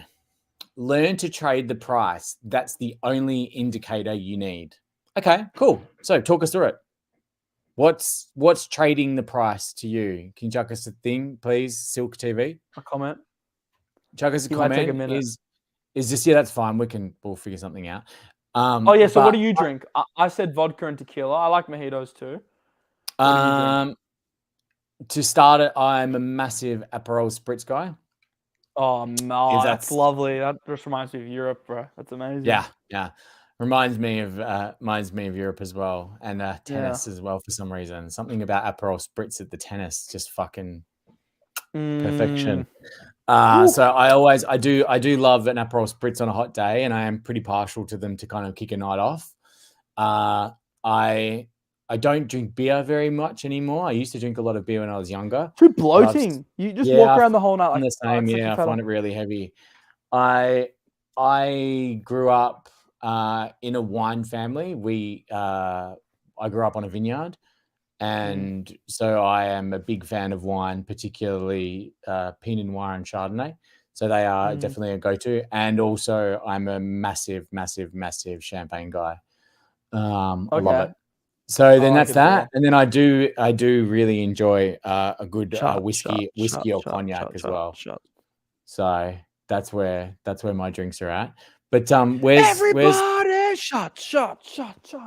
If I was gonna have shots, I'd probably have tequila. It's a nice drink. Whiskey sour's good, yeah. I do like a whiskey sour, and I must admit, how do you make a whiskey sour on a hot day? Can I make one right now? Is it too hard to make? I do like a mojito. I'm pretty sure a whiskey sour is whiskey. Actually, it's fucking amaretto.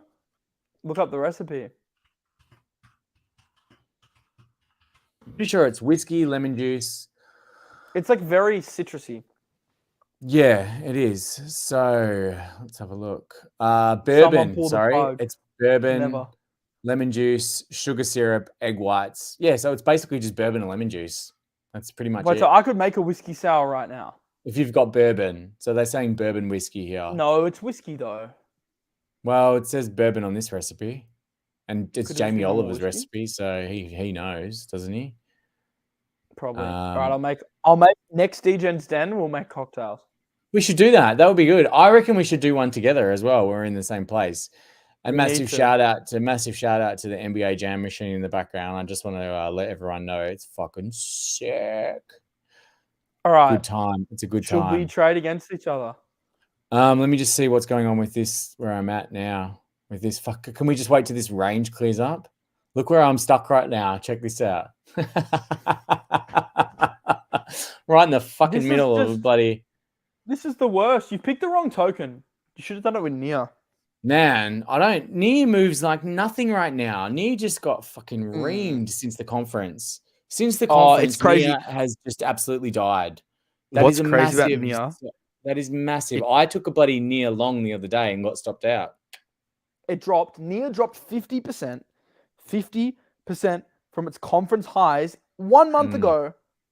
From like $6 to $3, or $5 to $2.50. Surprise me at all. I've never seen. Well, I have seen this before, but a 50% drop in a bear market post lows is crazy. It's crazy. I can't believe how hyped that was going into the conference. I mean, I knew it would be hyped, and by the way, we did trade that pretty perfectly. I did a show on trading near, and we did actually get a massive trade there, like a 30% trade. But it's crazy how it reversed if you held on.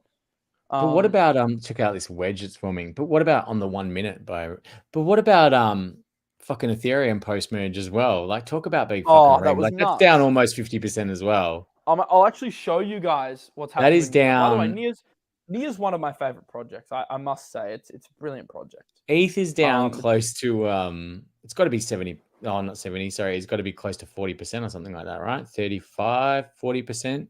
ETH's down since the merge. Yeah, I'll show you guys what happens post conference to these coins. It's crazy. Fucking worst trade we was when we were leading into the merge, when you called me and you're like, fucking let's get on an ETH trade. That did well for a week. For a few days. Reminder of these altcoins will get crushed. Holders beware. Yeah, We are done minus covering 43. that. I don't know, like after watching Rand's video from the Singapore conference, I think it was about a week and a half, 2 weeks ago, and a lot of the sentiment out there right now as well, and where we're at in the market, I think the days of just shit, everything. I mean, obviously, it's still a bit of the Wild West in the crypto land, but the days of these bigger protocols just fucking disappearing is gone.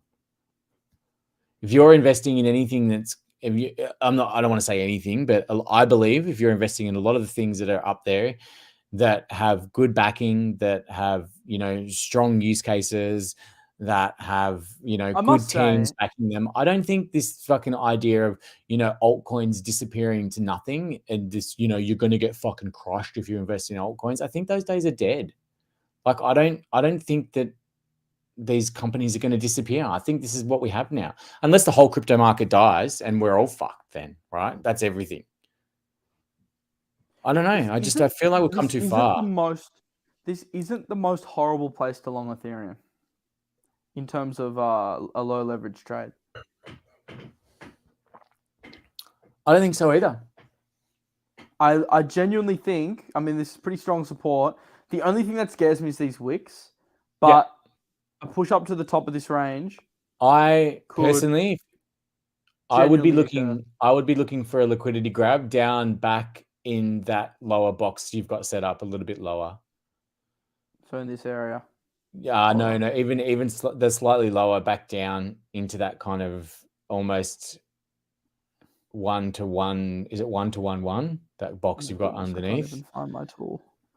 Where's my tool? There is going to be a liquidity grab slightly lower, but I wouldn't expect it to last for very long, and I would expect us to get into it and get straight out of it. And I think that's what we're going to find with the majority of the market from here on out is we're going to be dipping in and out of these ranges. I'll show your ETH chart if you want to show it.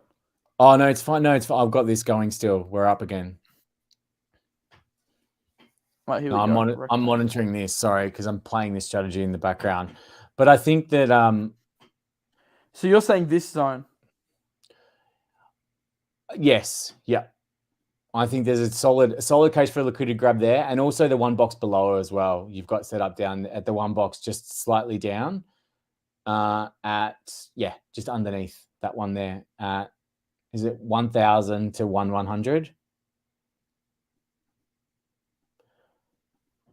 I'm not going to be. I think we do have more downside, but I don't think that it's going to pump much below that. And I think that look how strong that is. Look how strong that support is down there. It's huge. And why believe that something else is going to happen when it hasn't been proved otherwise? Like right now, the proof is that we dip into that green box you've got set up down there and we bounce straight back out. And that's not to say that we're not going to go below or whatever. But the bottom line is that you have to believe what it's showing you until it shows you otherwise. And then Jimmy's right. Jimmy did a comment that was on the screen before. He said the Russian-Ukraine war is on the cusp of stabilizing. Yeah. I think it's all very bearish out there. There's this general macro sentiment that is quite negative, and the retail's definitely kind of hooked onto that right now. Yeah. But you're kind of right to the extent that there are some bullish catalysts. And I wouldn't be remiss of those bullish catalysts because things could change pretty quick. Yep. Just as they change to the downside, they can change to the upside. And I think if we did get a pivot from the Fed, as well as a slight cool down in the Russia-Ukraine tensions, markets rip, right? Obviously, that's wishful thinking, but just as scared you are of a pump to the downside, have it equal bias to a pump to the upside right now. That's kind of how I'm viewing the market. I'm actually viewing upside potential slightly stronger than I am downside potential. Slightly. Now, of course, downside still could happen, but percentage-wise, I still feel like the probability to the upside. And maybe I'm wrong. Check this out, though. I pulled up this tweet that I saw from Alex Becker. I know you're a fan. I don't know if you saw this tweet or not that he put up. Yeah. This is my first huge Who's bear saying market. look to the left? What's on the left? You're scaring me. Nothing's on the fucking left. Is it me or is it Miles you're talking to? I don't know.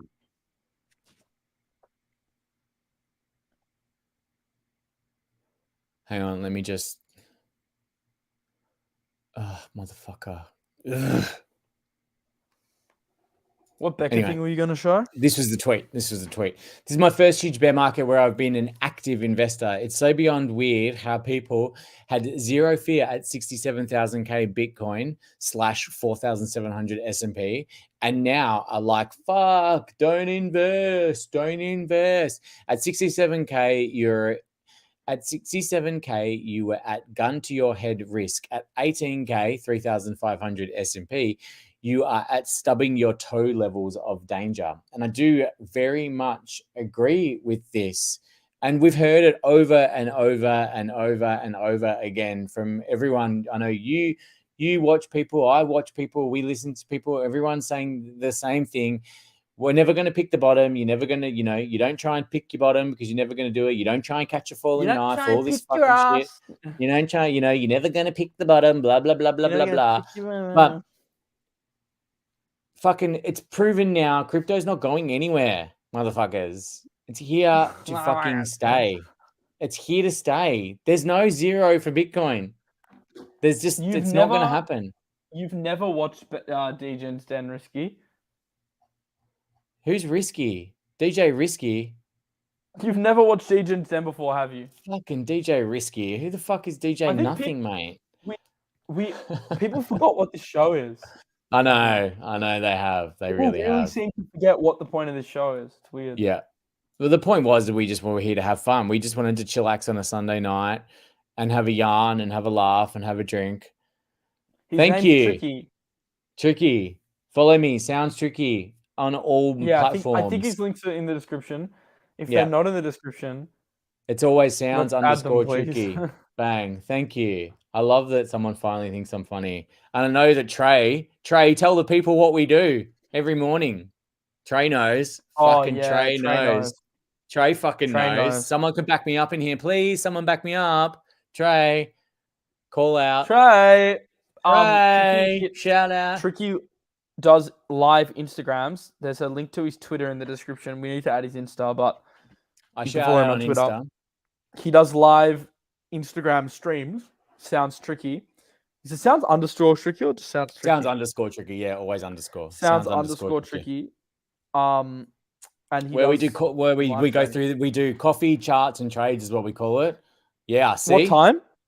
We do it at 7 a.m. Melbourne time every morning, Monday through Friday, and we do the calls. And the crew fucking makes money, man. I'm sorry, but we make money.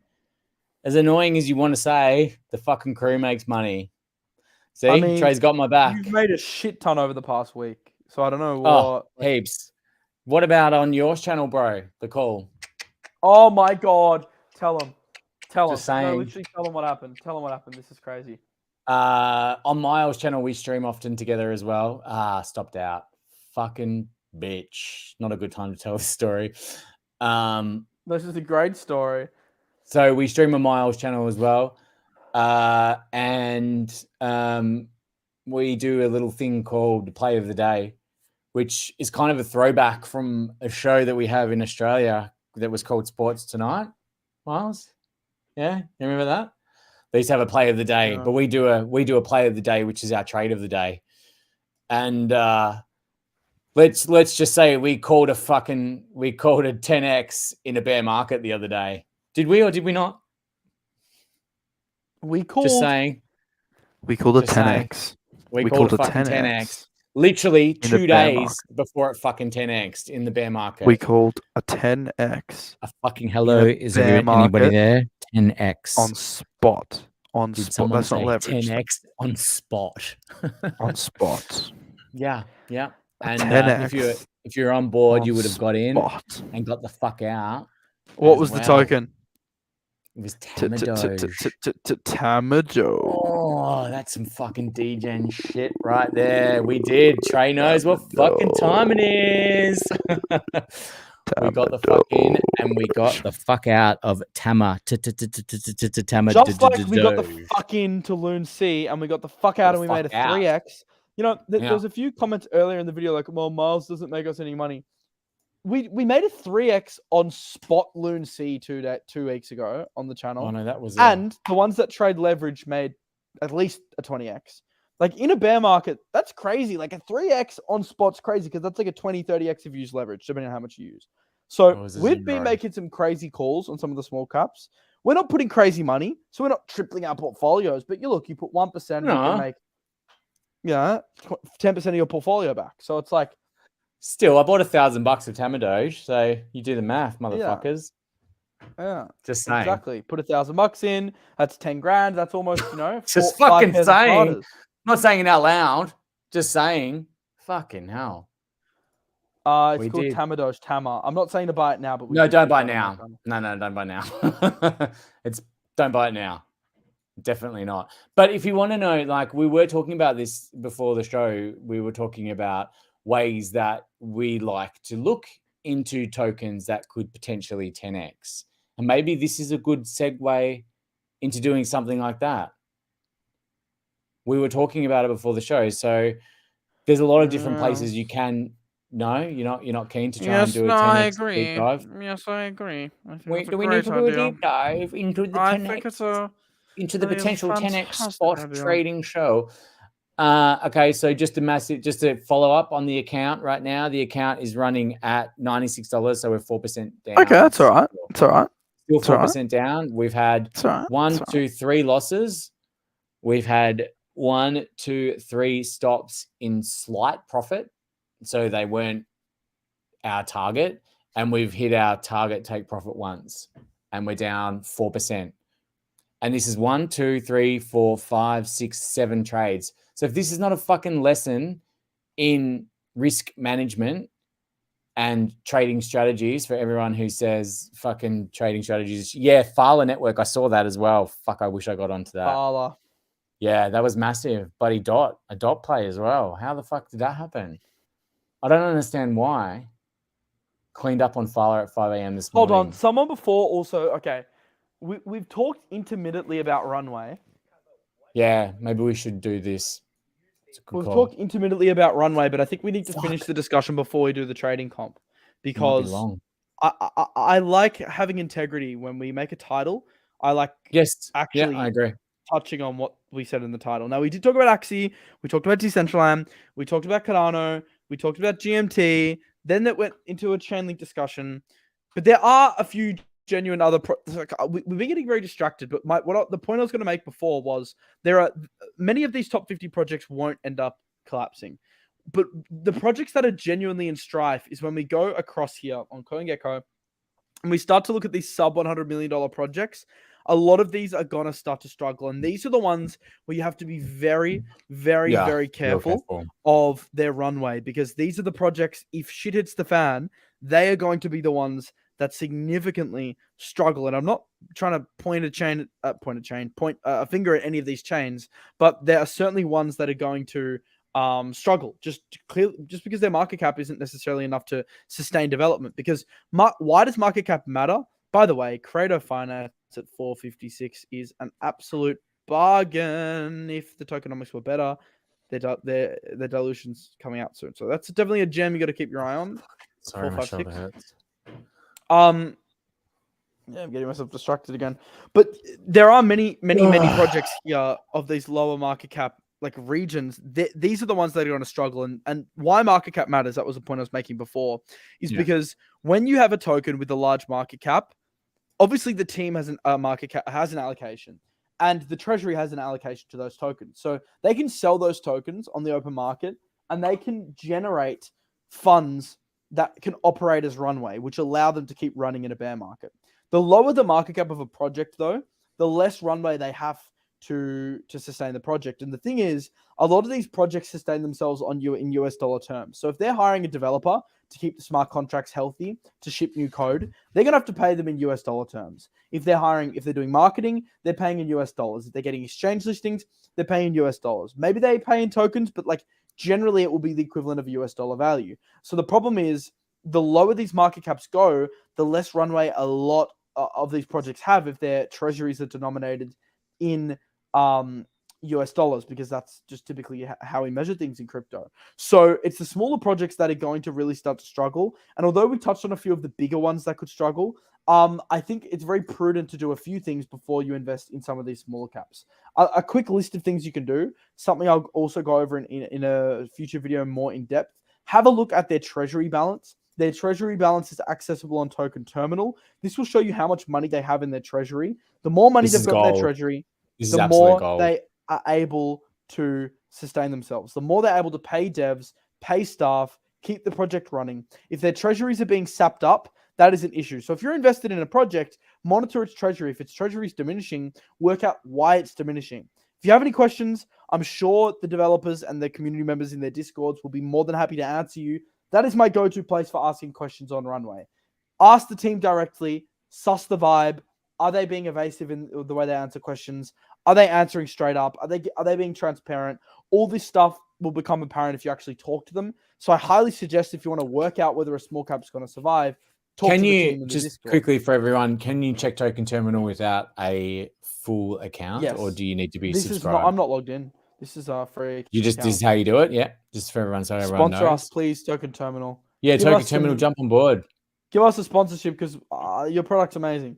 And I'd be more than happy to plug the project. But I love Steph, the Den, loving it. The Den, baby. This is what we do in the Den. This is what we fucking do. But yeah, I think, look, go on, man. Like, fucking Runway's everything, right? Runway, and then, as I was saying before, users, right? So maybe that's a good transition into the next part, is to see where users are. Where are users? How do we find users? How do we track users? What are the best way to find users? Are people using these platforms? That's crucial to whether or not these things are going to survive.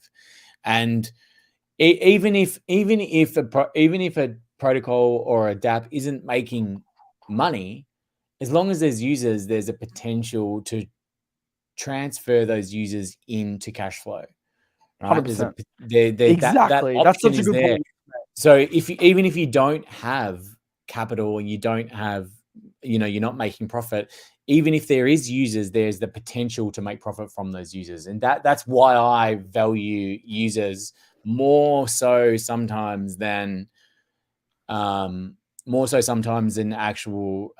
income or cash flow.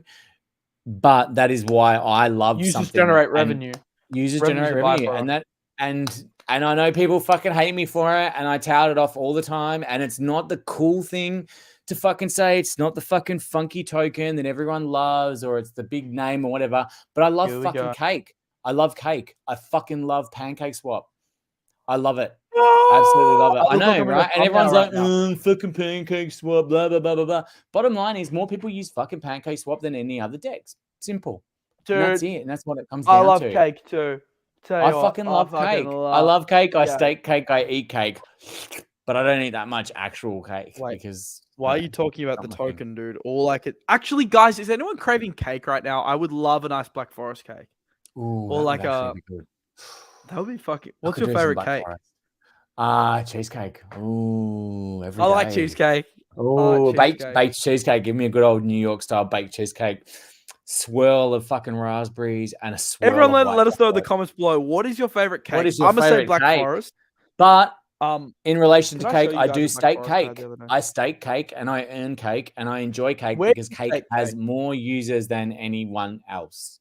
And I'm sorry, but that is a massive fucking tick for me, especially if you're buying tokens when they're down fucking 80%.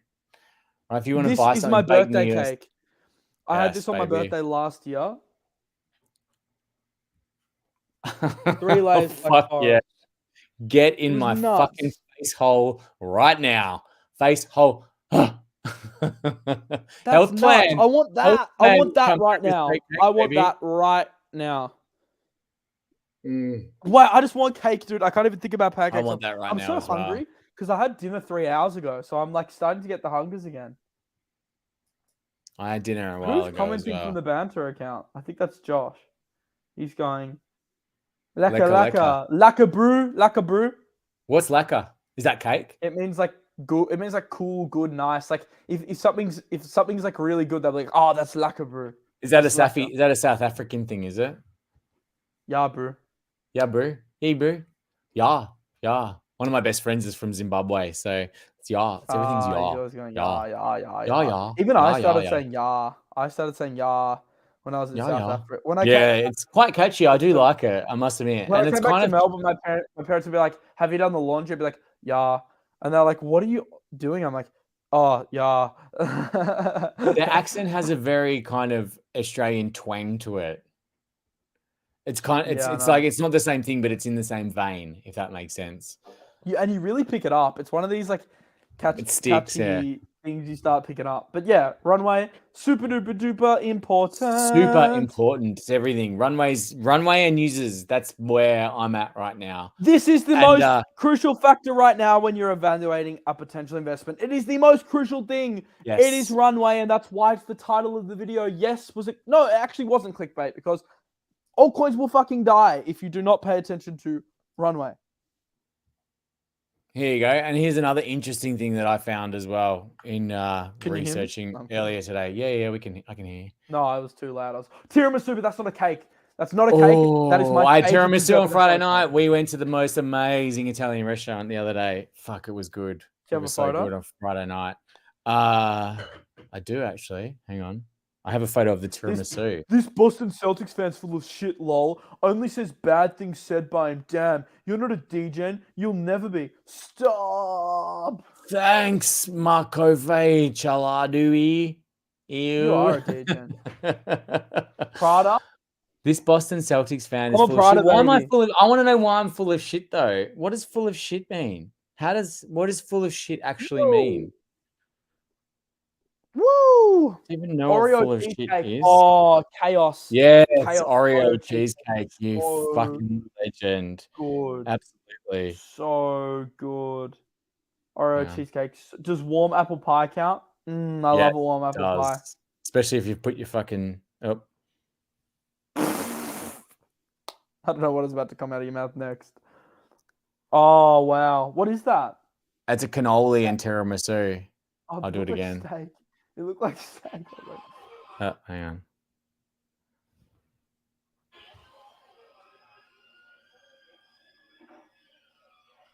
Oh, nice. What Italian was that?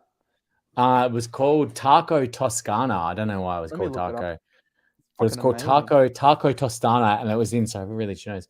By the way, Toscana or Toscana? Toscano. Taco Toscano, and it's in Middle Park. Why is it in South Melbourne? Taco? It's fucking Italian. I don't know. I thought that as well. That's it. Taco Toscana. That's it. Yeah. This one. Yeah, that's it. Fuck, it was so good. So good. It was delicious. I'm vaping cheesecake. Good, yeah, baby. Vape cheesecake. Man, it was amazing. It was amazing. I'm interested. You vape someone's vaping cheesecake. Black Forest. Black Forest. Jaffa. What was Jaffa cake again? Jaffa cake's like the chocolate orange, right? Yes. Much love from Vegas to you guys. Entertaining as fuck to watch. Thanks, baby. Boom. Wait, you're in Vegas, dude. Let's get You've got more entertainment than us. Let's get to Vegas on. Fuck yeah. Thank you, Dr. Arnes. You're a fucking legend. No, you're a legend. I vape Peeny. What does that even mean? Dr. Arnes, you're a bloody legend. Thank you for you're a fucking legend. What do they call those special little $5 ones, the donations? Clayton. That's hilarious. Chocolate lava cake's good. Get them out of here. What's that for Prada? Oreo cheesecakes. Oh, wow. Look at the pizza from this place. Tiramisu. Oh, man, it was fucking incredible. It was absolutely amazing. It was so good. Loading. Oh, look at that. What's happened with this trade? Am I still in it? Fuck, I'm still in this trade, by the way, everyone. Oof. That's the cannelloni. This looks good, man.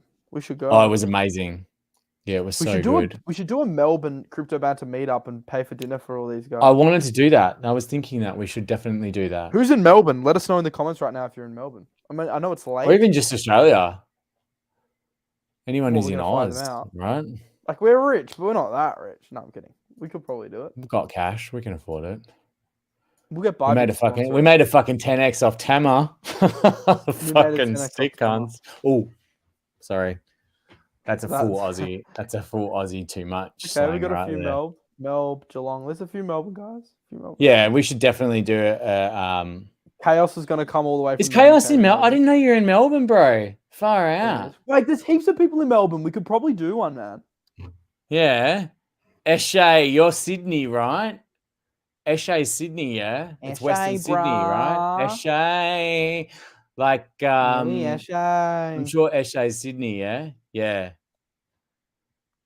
Ferntree Gully, sweet Sydney. I had to take the bus from my country place into the city yesterday, and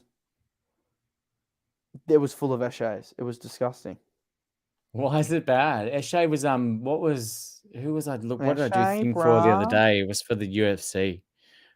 Chocolate mousse, yummy in my tummy. Oh fuck! What's his name? It's bloody Bam Bam. What's Bam Bam's name? Tai Tuivasa. He always fucking goes Eshay.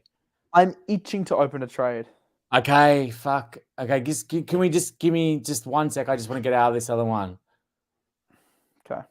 I'm down. I'm barely even fucking down. Like, I've literally been trading this strategy the whole show, and we've done. This just goes to show how important risk management is. And I just want to throw this out there again, because I've been fucking degen trading 5x leverage trades every single time on a crazy Gala.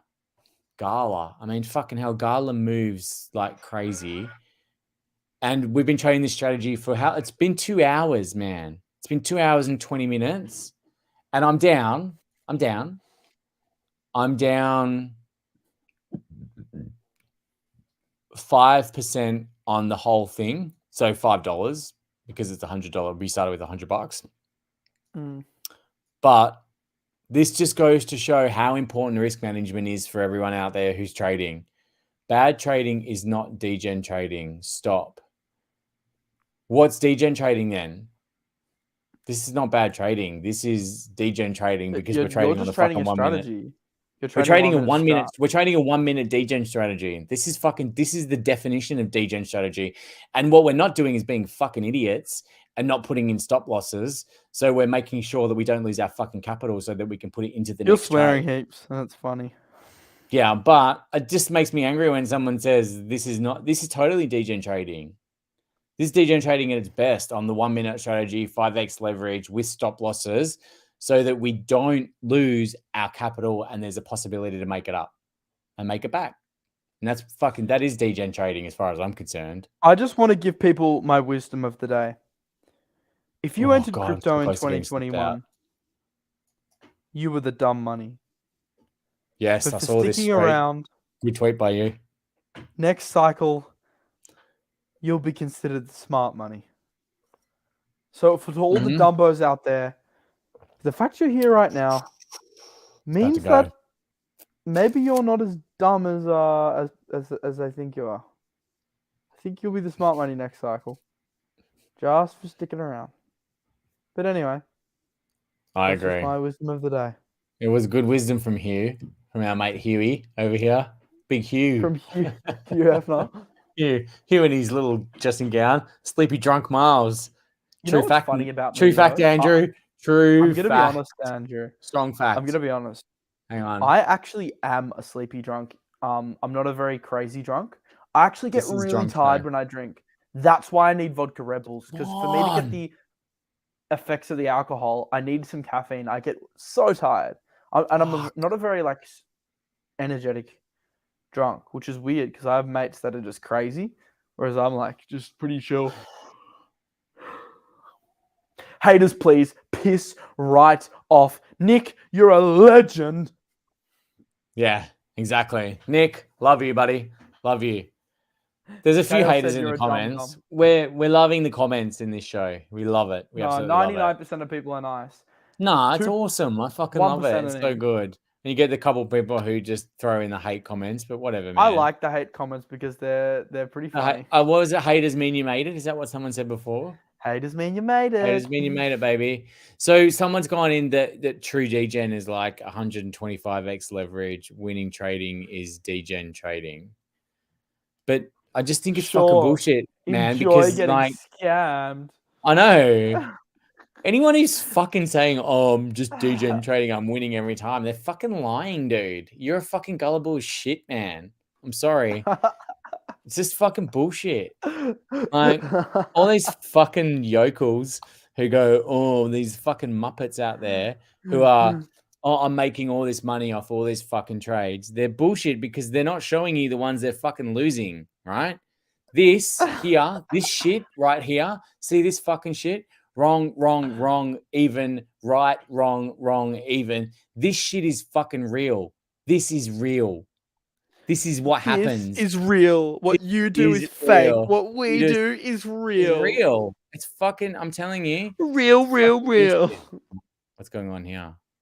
But it's true though, man. You know this. How many bullshit artists are there? There's like all these fucking dudes on. I get all these ads that are on all these guys that are like, "Oh yeah, we'll turn $1,000 into $1 million. Just pay us and we'll fucking tell you how to do it." You know how they're turning $1,000 into $1 million? By convincing you fuckers to pay them. That's how. Yep. It's fucking bullshit. Their trading course. That's it. And then you give them your money and you know what happens? You still fucking lose. Real traders own Prada sneakers. Yeah, exactly. I'm trying to figure out what the fuck's going on. I feel like I should be stopped out here. We're ruining Josh's day. Tricky. Where's Josh? We're taking up Josh. You know what's funny? Joshy. You know what's funny about Josh? Little Joshy Josh. Josh was told by Rand and James that he was, just half an hour on a Sunday, just from 11:30 till 12. Just half an hour.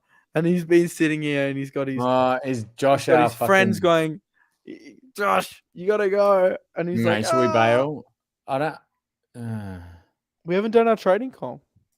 Should we do it now? Because, hang on. What's going on here? Oh, hang on. We're up. Poor Josh. Sorry, Josh. He said, "Keep it going." I'm up. We're up. Hang on. We're going back. We're trying to reclaim here. We're trying to claw back some winnings. We're trying to claw back some winnings on this strategy. This fucking strategy. Whose idea was this fucking strategy? If you guys don't know Josh, you should follow you should join the Crypto Banter Discord, link in the description, because that is where you get access to Sheldon and Kyle's trades before anybody else. On my fifth spliff, fuck Nick, don't, man. Let's do this. Let's fucking do this. I wanted, wouldn't it be fun? Fifth spliff.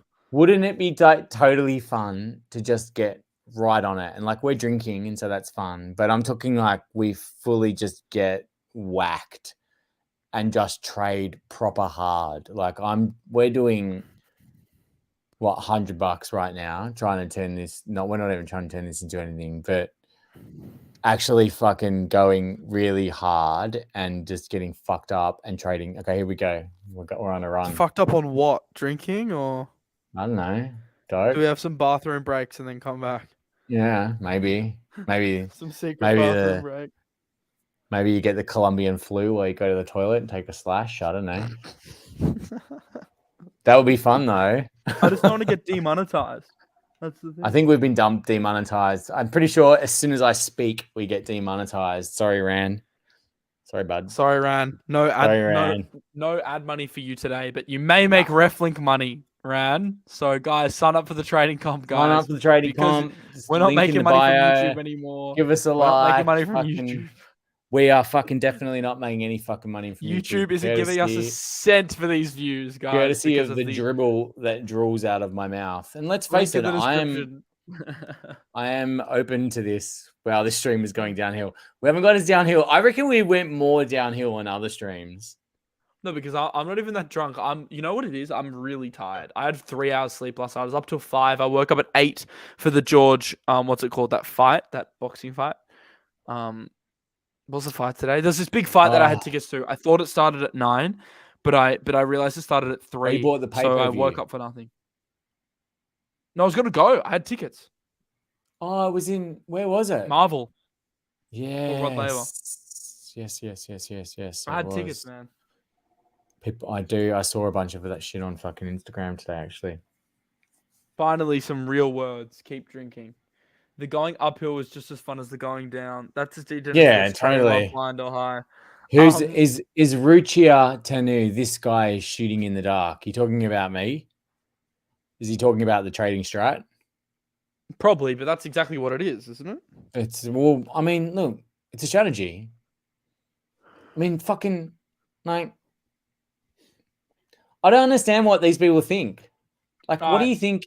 What do you think any of this shit is? It's a trading strategy. You come up with a strategy, you figure out what your plan is, you create it based on a set of rules.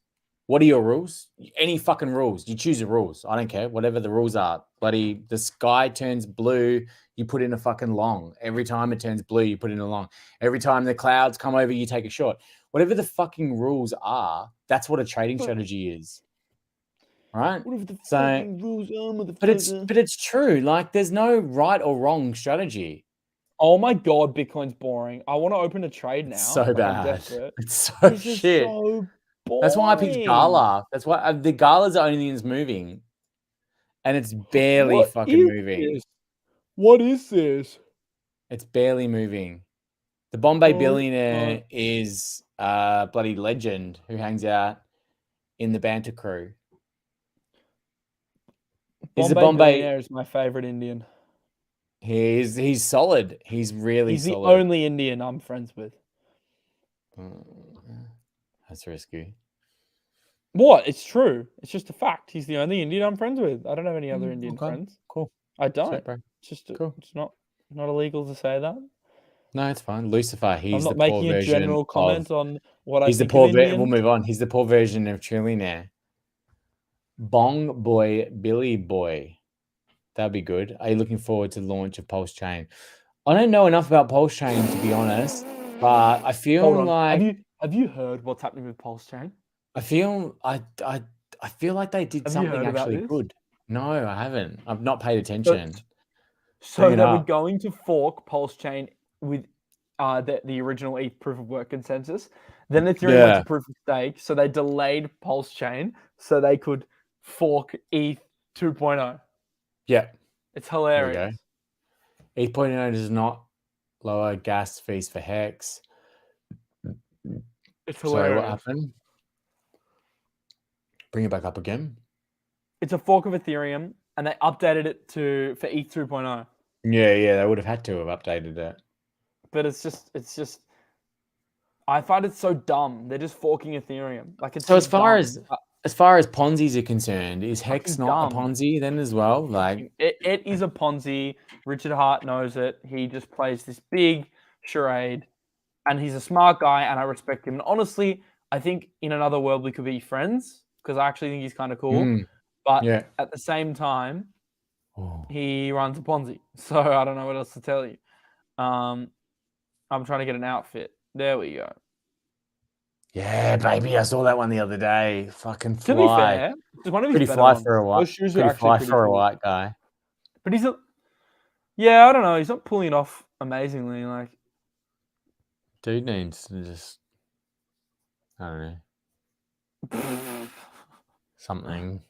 Do something. I don't know. I don't know the guy, so I don't know him. I've never spoken to him. Yeah, it's absolute Hey, gold. everybody, I'm Richard Hart here. I'm with my $3,000 bag. Pretty shit look though. Like, I mean, from where I'm sitting, it doesn't look like. Yeah, he's totally ridiculous. Oh, Nikki's here. Hello, Nikki. Fuck, we're off. We've got a winner. Here we go. We're gonna get Prada hat, Prada bracelet, and it's all nylon, so the haters' tears fall right off. We've got a winner here. Nikki's here. Where is she? Dre's still here. Where's Nikki? Oh, she just did behind my lens. Behind my lens is Nikki. Oh, I didn't know that. He looks Here we totally go. Pull this one ridiculous. up a bit. Miles yawning, Tricky struggling with words. Golden boys. It's fucking classic. It's classic Degen's Den shit right here. Oh, we've missed these Sunday night rants. We've really missed these Sunday night rants, haven't we, team? Ran texted me before. Ran texted me before, and he said, "Great vibe." Ah, that's what we're trying for. We just want a vibe. That's all we're here for. We're just here for the good vibes, good times. You've gone off with your lobster shoes. It's a good time vibe, baby. It's a good time vibe. I'm still running this fucking trade here. I'm about to pop it. I've taken it. They're really popping bad. The cherry, lads. I'm sorry, they're really bad. They're really. So what are we gonna? Are we gonna do this trading comp or what? Let's do it. Yeah, I reckon we should. Okay, hang on. I'm almost hit this fucking TP. Come on, tippy, tippy, tippy, tippy, tippy, tippy, tippy, tippy, tippy, tippy, tippy. Come on. Oh, it's here. No wonder it's taking so fucking long. I couldn't figure it out. I didn't hit it, so it must have been tippy, tippy, tippy, tippy, tippy, tippy, tippy, tippy, tippy, tippy, tippy. I love that guy. Does anyone else watch that guy? He's fucking sweet. Nah. Here we go. We're gonna hit it, and that's gonna bring us back to almost where we started. But I'm thinking I should pull it up a bit. What do you reckon? Should we take it up to here? So I just want to reiterate that when you're fucking trading, you are trading a 50% rule. Can you explain this for everyone, please, Miles? Because I feel like they take you more seriously than me, and that's probably fair enough. Because I think you're more of a serious person than I am. Okay, so what would you like me to explain? Tricky. Explain the 50% rule. Explain the flipping of the coin, the up or the down. Explain the fact that every time you flip a fucking coin, you have exactly the same amount of a statistical chance to get the same outcome every single time. Trading is very, very, very simple. So it goes up or it goes down. So when you flip a coin, there's a 50% chance that it lands heads. There's a 50% There's a 50% chance that it lands tails. So this probability is always equal. So when we apply this logic to trading, we can conclude that when you open a trade, at any given moment, there may be a 50% chance of the price increasing over a certain duration of time, and a 50% chance of it decreasing over a certain amount of time. You're right. Yeah. However, there are certain strategies we can implement to develop something beknownst to humans as an edge. And an edge is created by Let's go back to the 50-50 part, though.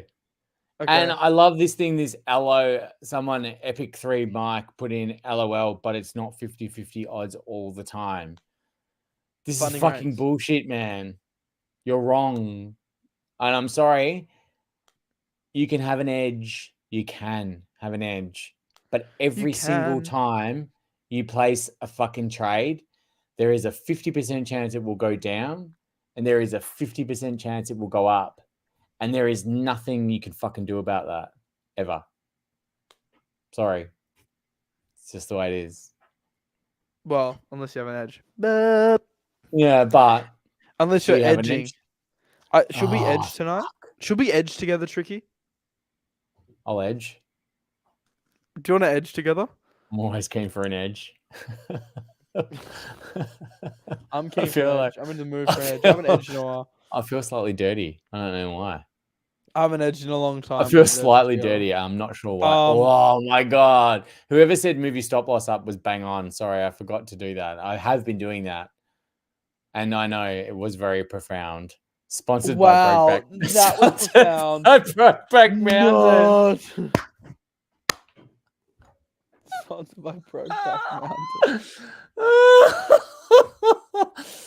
Oh, fuck. I don't know what edging means in Australia. It doesn't mean something different, but it's classic. It is fucking classic.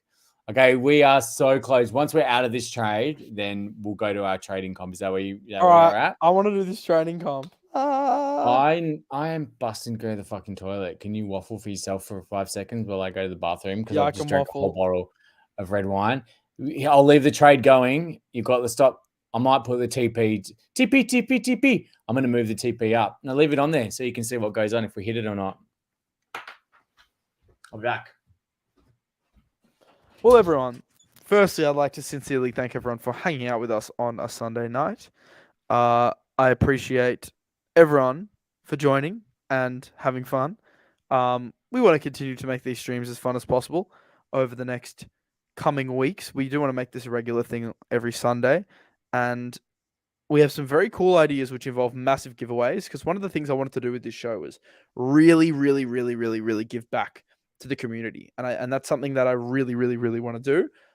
So we are currently working on some ways to give back, and we will be implementing that starting next week. So I'm pretty excited. Good waffling. Thank you, Andrew. No, I sincerely thank everyone for the support. It's much appreciated. Someone said, "Are you completely anti-hex?" I'm not anti-hex. I'm anti-pro hex. And what does that mean? It means I'm not innately anti-hex, but I am anti the Hexians that think that hex is superior to other protocols. Because the reality is it operates on Ponzi or pyramid-esque tokenomics. Chaos says, get back to edging. We probably should go back to edging, but we will soon. I just step in. What coins are dying? We've talked about that throughout the video intermittently. I don't want to rant about it again. We did talk about some of the bigger coins that could potentially die, some of those gaming projects which look a bit iffy. We also talked about how some of the smaller projects are going to die, how 12,000 crypto projects have already died. They'll cease trading this year already, and some of the ways you can look at evaluating runway.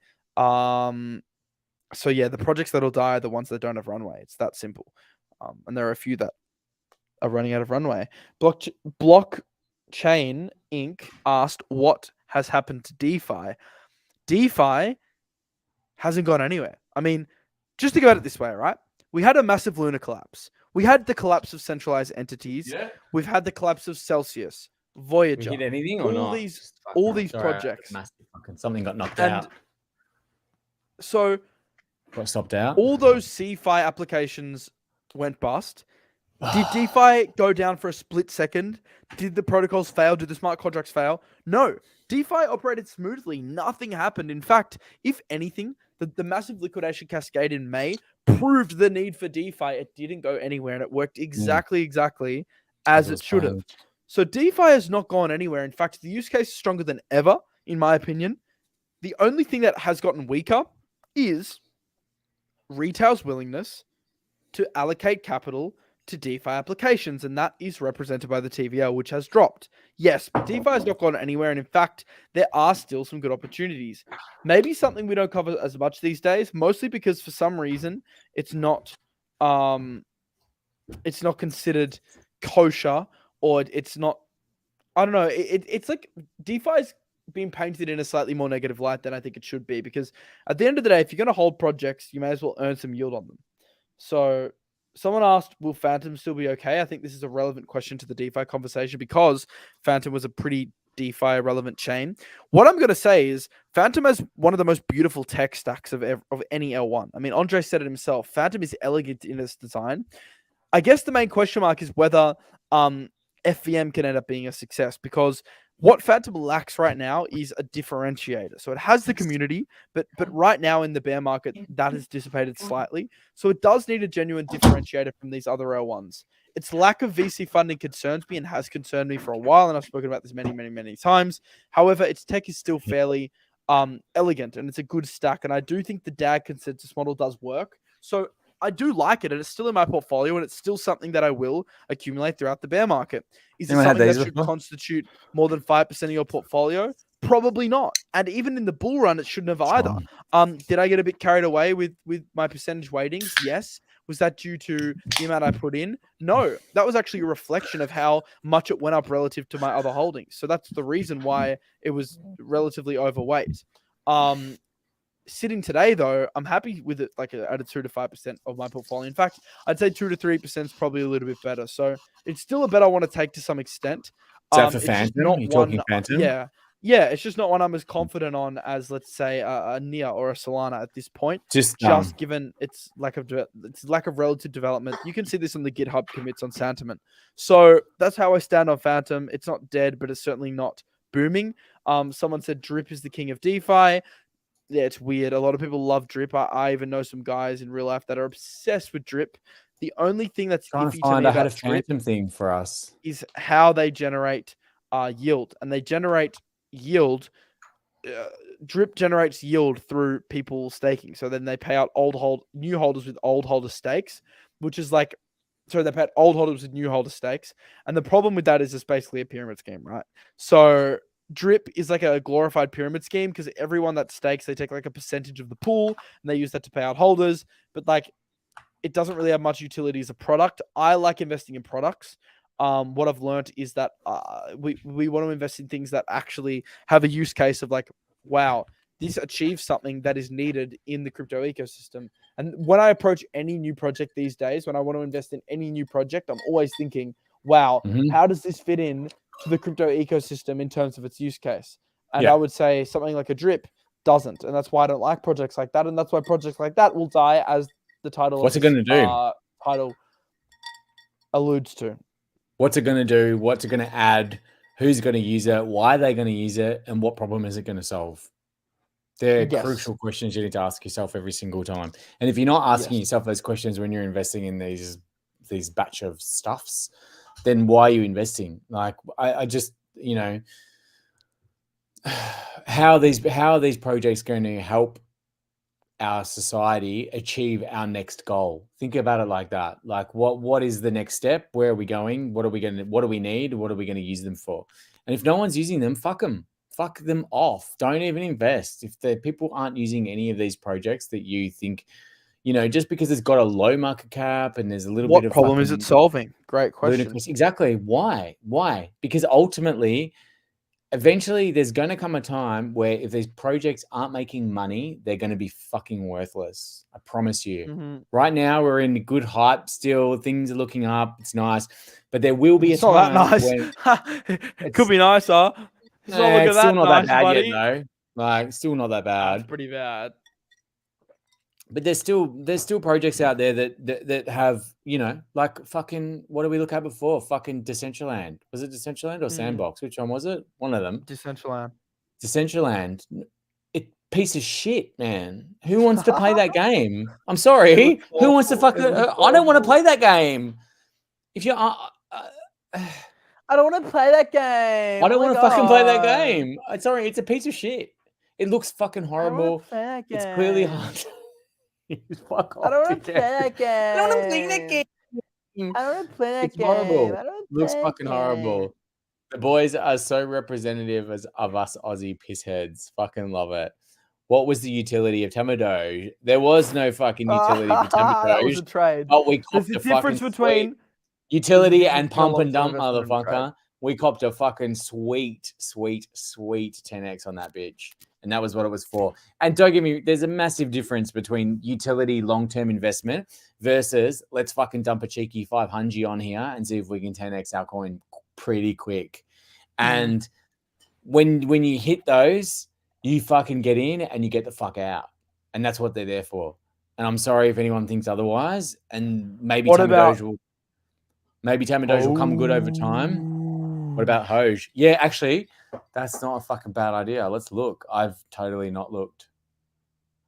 Actually, can you take off my screen? Sorry, add your screen. I'll just, or add us, add our fat heads, whatever. How much? Can you remember how much I bought on the show that time? $1,000. No, it wasn't that much. I didn't buy that much fucking Hoj. I'm not that fucking dumb. I'm not that dumb. Yeah, I'm fine. This is classic. Man. This is classic tricky moments. This is classic tricky Degen bullshit right here. Are you a bit pissed now? Sorry? I'm drunk. Yeah, I'm fucking drunk. Yeah. I've drank a bottle of red wine. I've just smashed one of these pals. You guys had these before? Have anyone seen these from New Zealand? What are they? Finger down. They're called pals. It's like a vodka. Oh, this one. What flavor is this one? This one's vodka, mango, pineapple. Anyway, when we went to, because I was just in New Zealand for a holiday, went skiing, dislocated my shoulder, heli skiing, sick cunt. Oh, sorry. There we go. We went to Snow Machine, which is a massive snow festival in New Zealand. And so it's like a massive music festival and you get skiing tickets and all that kind of shit. It's fucking sick. But we got onto these paddles. I've never had them before. Anyway, they're incredible. Links in the description to sign up for the trading comp. Sign up for which the trading starts comp. tomorrow. You need a Banter ByBit account or a Banter BitGet account. And then you can sign up using the registration links to win up to $100,000.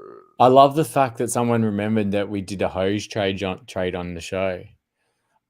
This is my absolutely favorite stream ever. You two are the best. Lizzie, I love you. Love you, Lizzie. Thanks, babe. Almost 500 likes. It should have 1,000 likes. Come on, Can guys. we get more likes? Fucking like. Smash the like, subscribe, smash the fucking button, do all that shit, whatever. Almost 500 likes. Come on, guys. Was it 150? Did I buy 150 worth? Because if I did, I've lost half. Shit, Hoj wasn't a good trade then. But Hoj, you're buying it as a complete The speculation. problem was Do you with think Hoj. it's a DCA? Should we buy? The problem with Hoj was that I didn't focus on the trade. Is we bought it on the show. Hoj, Doge, Pooge. Yeah, exactly. We bought it. You see, I like Geist, Mike. I do like it. I've actually got Geist ETH. Finance, good project. Yeah, Capo just tweeted, breaking news, the entire market is about to pump. I kind of agree with him. So should we short? I'll be honest. I think we should be longing soon. Legitimately, not even just on this show, like in our personal lives. Well, I should have gone long here before. Where did we get it? What do we get? Oh, I don't know. I just feel like longing. Someone stop me. No, I don't reckon. Stop me from longing. Stop me. Stop me. Stop me. Don't do anything until tomorrow. Stop me. Honestly, don't do anything. It's a weekend pump. Don't do anything until tomorrow. It's not a pump though. It's not a fucking pump. No, it's not a pump at all. So pull up Bitcoin. Can you pull up the Bitcoin chart again on your end? Mm-hmm. And go out to, that's ETH. And go, what are we on? 4 hour? Go out to 4 hour. This is Bitcoin. This is nothing. This is fucking bullshit. Don't listen to Capo's fucking rubbish. Capo is an... He's shit. He's fucking shit. I'm sorry. He doesn't call anything fucking right. And honestly, right now, you're playing a fucking... you're playing a coin flip. What if it went like this? Okay, what if it went playing like a coin flip. I'm telling you, you're playing a fucking coin flip.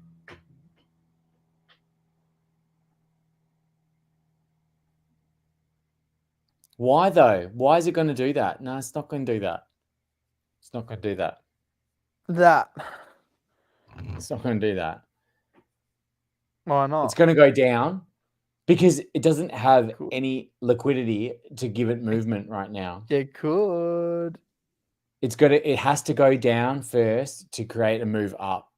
It could. It could. Sunday Eve pump, watch, poof. Okay, we'll see. Poof, poof, poof. Could pump. We'll see. FOMO. Long. I'm longing. I'm fucking longing. I've got a long, bro. Bullshit. Wait for some kind of fucking confirmation, and I'm telling you, it's fake. Heads or tails. It's heads or tails. I'm telling you right now, it's fucking heads or tails. If anything, if you want to long right now, you long from the base of that. You long from the bottom of that wick. That's where you long from. If you want to put in a fucking long right now, your best risk to reward long is the base of that wick, because that is where there's the best chance of the liquidity. Yeah, is the base of that wick. That's so where you long. It's not going back down there. If you want to long, if anyone wants to long, that's where you long. Bro. I'm telling you, that's your best risk to reward ratio right now. If you long from where you are, chances are you will get fucking smashed as it goes down. We are in no man's land. Liquidity. We're in no man's land. Exactly. And that's what I'm saying. And that's why I'm saying that El Capo is fucking, I don't know what that fucking dude is. What are you smoking? Looking at? Hold on. I don't know. Let's look at his charts. He's just hype. I feel like he's just fucking hype because anyone who fucking trades proper knows better that now is not the time to technically long or short. Oh, Now's the he time trades to super wait. high time frames. He's seeing this. He's seeing this. This is what he's seeing. That's It's ETH just though, crap, isn't it? isn't it? Yeah, but same shit. Not really, but He thinks it's going to pump a little bit to Well, and 1400 then back to and then dump 738. to 700. No. He's full of shit.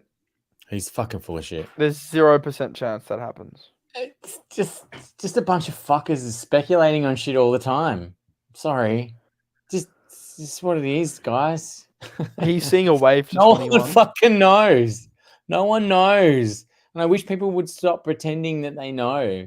Because no one fucking knows. There's bullish divergence on the RSI. Okay, awesome. Great. So there's your edge, right? So that's your fucking edge. So every time there's bullish divergence on the RSI, are you trading with that? I hope you are, Nikki. I think you should. Every time you need I to think do you should the just same back thing. test that. I think you just look at the Yeah. last 100 No, times but- there was bullish But divergence. you have to do the same thing every time, though, or else it's worthless. This is the problem. Like, if you want to trade these types of strategies, I think bullish divergence on the RSI, then you got to do it every time. What's that? The moon car, sand or mana, fucking. No, post the video. Post the video of the sand video of the dude of how shit it was, and just I wouldn't put my fucking money in this rubbish. Let me get it up. Crash to Can you send it 3K. Careful here. Careful. What's that? Oh, I've got the link. 1 sec. I've totally forgot about this trading strategy here, but it's been shit anyway. So I haven't had any more entries. Did we make, when I went to the toilet before, did I get stopped out or did I hit the take profit? Can you remember? This is a problem with drinking and doing this shit. This is why I want to get on the fucking Colombian nose gear and get on it. That would be hilarious. I feel like I hit the take profit. 97. So here we go. Here's another bloody. It's 97. So I'm down from $101 to $97. And I've made 1, 2, 3, 4, 5, 6, 7, 8 trades. It's pretty insane. Oh, big boy. What did he do? If If I said I would like to see. If I said what I like to say about Mashinsky, I'd be thrown off Twitter. Should we show him that Alex video? What video? Oh, I know what you're talking about. We should. My name is Alex. I know I'm Alex yawning, but it's because I didn't sleep Mashinsky. last night, and it's been a while. Oh, Crypto Dog loves cooking. Fuck, I could love use a steak cooking. right now. I've got steak in my fridge, but cooking one at 11 is Degen.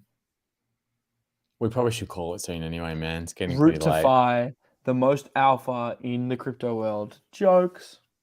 Fucking no alpha. 0 alpha love. 0 alpha. I've got the recipe for whiskey sours still up on my screen here. Oh, let's so make them. You guys remember Same. Komodo dragons, big ass lizards with toxic bites? How terrifying if you run into a pack of these guys. How fucked was this, man?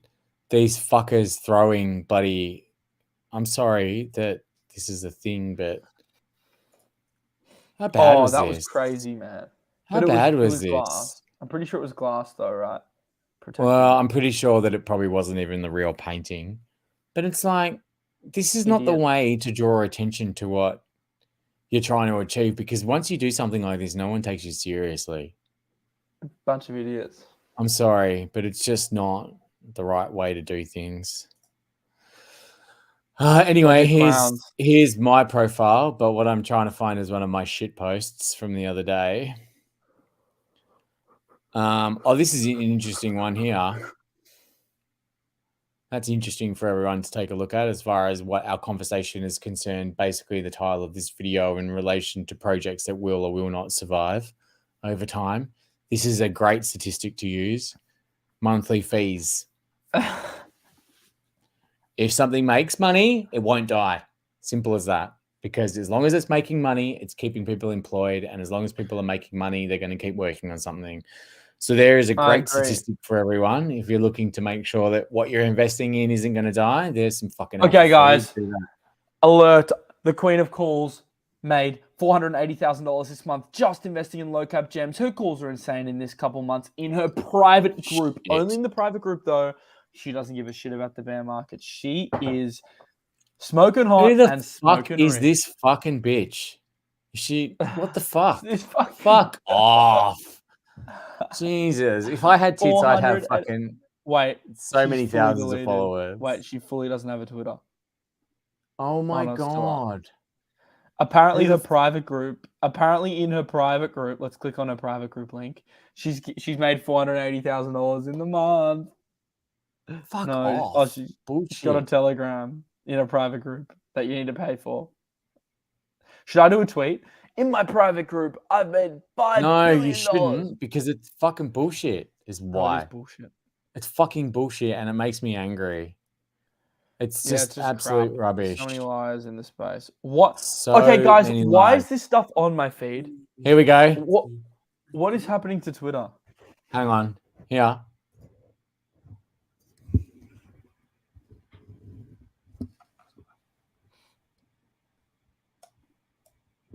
My name is Money Mashinsky. I got your money. Money Mashinsky. Hi. If you give me your money, I'll invest it, and we'll make lots of money until I lose it all. Money Mashinsky. My name is Money Mashinsky. I got your money. Money Mashinsky. Money Mashinsky. This is the kind of shit posting I do on Twitter. I don't know what you guys do. Play it again. Play it again. Money. I'll go from the top. My name is Money. Do it louder. Money Mashinsky. I got your money. Money Mashinsky. Hi. If you give me your money, I'll invest it, and we'll make lots of money until I lose it all. Money Mashinsky. And for anyone who's curious, I made it, and that's me doing his voice, because this is what I do for fun, for shits and giggles. This is what I do to make myself laugh. No way. Yeah, it's hilarious. You know what actually is quite a fun show format? Just scrolling through. What about this one that we did? What about this one that we did, Miles? Make it full screen. I know how we can fix the currency crisis. We should sell more lunk and print more oost, and then use the oost. I know how we can fix the currency crisis. We should sell more lunk and print more oost, and then use the oost to buy more currency. Yeah! Donut. I've still got your money. Woo! I know how we can fix the currency crisis. That's how we do it. Print more oost to create more lunk. Create more lunk. That's what we do, baby. That is what we do. Yeah, and this is basically what I do with the spare time that I don't actually have. So if you're worried, if this is the kind of shit that makes you laugh, then just check it out. Money Mashinsky. I got your money. Money Mashinsky. I want to remix that track and turn it into some fucking big shit. Should we? It's Money Mashinsky. Money Mashinsky. Where are you, bro? You're not on the screen anymore. You've disappeared. Oh yeah, we got to do this. Where's he gone? Here we go. Come on, balls. Bang. There we are. So should we do a trade? Are you up for a trading comp still, or should we call it? Because it's pretty fucking late here. I'm happy just to go through Twitter, because honestly, I would do a trading comp, but it won't be fun because the market's trading like stable coins. So I feel like it's pretty shit. And back to this tactic that we've been working with tonight. So I think why it's pretty is my Twitter so bad? I'm telling you, crypto Twitter is dead. This is all shit. Just create. I'm yawning. Create Twitter lists, guys, because the algorithm just is. Yeah, why is this on my feed? Like, fuck off. Did anyone else? The whole. I made 65 cents today. Good morning from New York, UFO nut. What is going on? Did anyone tag Alex? Alex who? Nikki. I'm late. Which altcoins will die? All of them. Oh fuck! The amount of people that have asked that question. They're all makes gonna sense, fucking sorry. die. We talked This about is it shit. extensively. This is so shit. I'm so angry about this. I'm Okay, sorry. this is a great tweet. This is alpha, and you guys are getting the alpha at the end of the show. While GMX has been all over CT, I have barely seen anything on GNS, its main competitor. I bought about 10 this. grand worth of it the other The day. most really? The most humble 3x Fucking since loaded June. up on GNS. The most humble 3x since June, backed by 20k in real yield every 24 hours. GNS is still insanely undervalued. Knowing the team pushing the platform, I don't expect it to be for long. I think it's better value than GMX. If you're tempted to buy GMX at these levels, don't. Well, to be honest, not financial advice, do what you want, but I prefer GNS personally. I like GNS way more than GMX right now. Men of Reddit, what's better than a blowjob? When you get home really late from work and you just totally beat and your house is freezing because it's autumn and you haven't really turned off the heat yet. She's already in bed trying to fall asleep because she's had a long day too, and she lifts the cover so you can climb under and then scoots her hips so she's pressing up against you, and you're so toasty and tired that even though there's movement below the belt, the concept of sacrifice to give it a single degree of body heat is so appealing, you don't even consider anything sexual, so you just pull her closer and you just fall asleep smelling her shampoo slotted together like a comfy puzzle piece. It's better than drugs. Why is this on my Twitter feed? Why is this? That was like my that was almost as anticlimactic as the actual statement. This is my favorite time of year. I do my best sleeping during fall. If I had my way, we'd live. This is Reddit though. Like you the grandparents. you follow Reddit or something like that to get this shit? Like, what is that? No, this is my just Twitter. It's fucking. What is with my Twitter feed right now? Pretty bad. That sounds pretty shit. Baby shark, baby shark, mama shark. Okay, well, can I just say that this fucking whole trading thing is just dead as fuck. Check this out. Check it out. Check out my screen. Hopefully tomorrow for the trading comp things liven up. So part of this tactic that we've been trying to play is that you only enter. So for instance, you only enter a short when the green is below the red and vice versa, right? So green is above, you enter a long, green is below, you enter a short. Look at this. This is a fucking nothing. It's fucking nothing. This is up and down like an absolute yo-yo. And honestly, like considering that we've started with $101, we've made, how many trades have we made? 1, 2, 3, 4, 5, 6, 7. We've made 8 trades in the space of 2 hours, and we're down $4. I reckon that's pretty good, to be honest. It's not bad. When was the last time you made 8 trades in a row, and you're only down $4, or basically 4%? So I reckon that's pretty good. You know what? I want to wish a sincere thankfulness to every single viewer. I know, mate, Graham was off then. I'm not very good at this time. I'm very tired. Thank you, everyone. How many people are watching now? Do we know how many people are watching? 550. Thank you, everyone, for watching. Please give us a like. Please give us a thumbs up.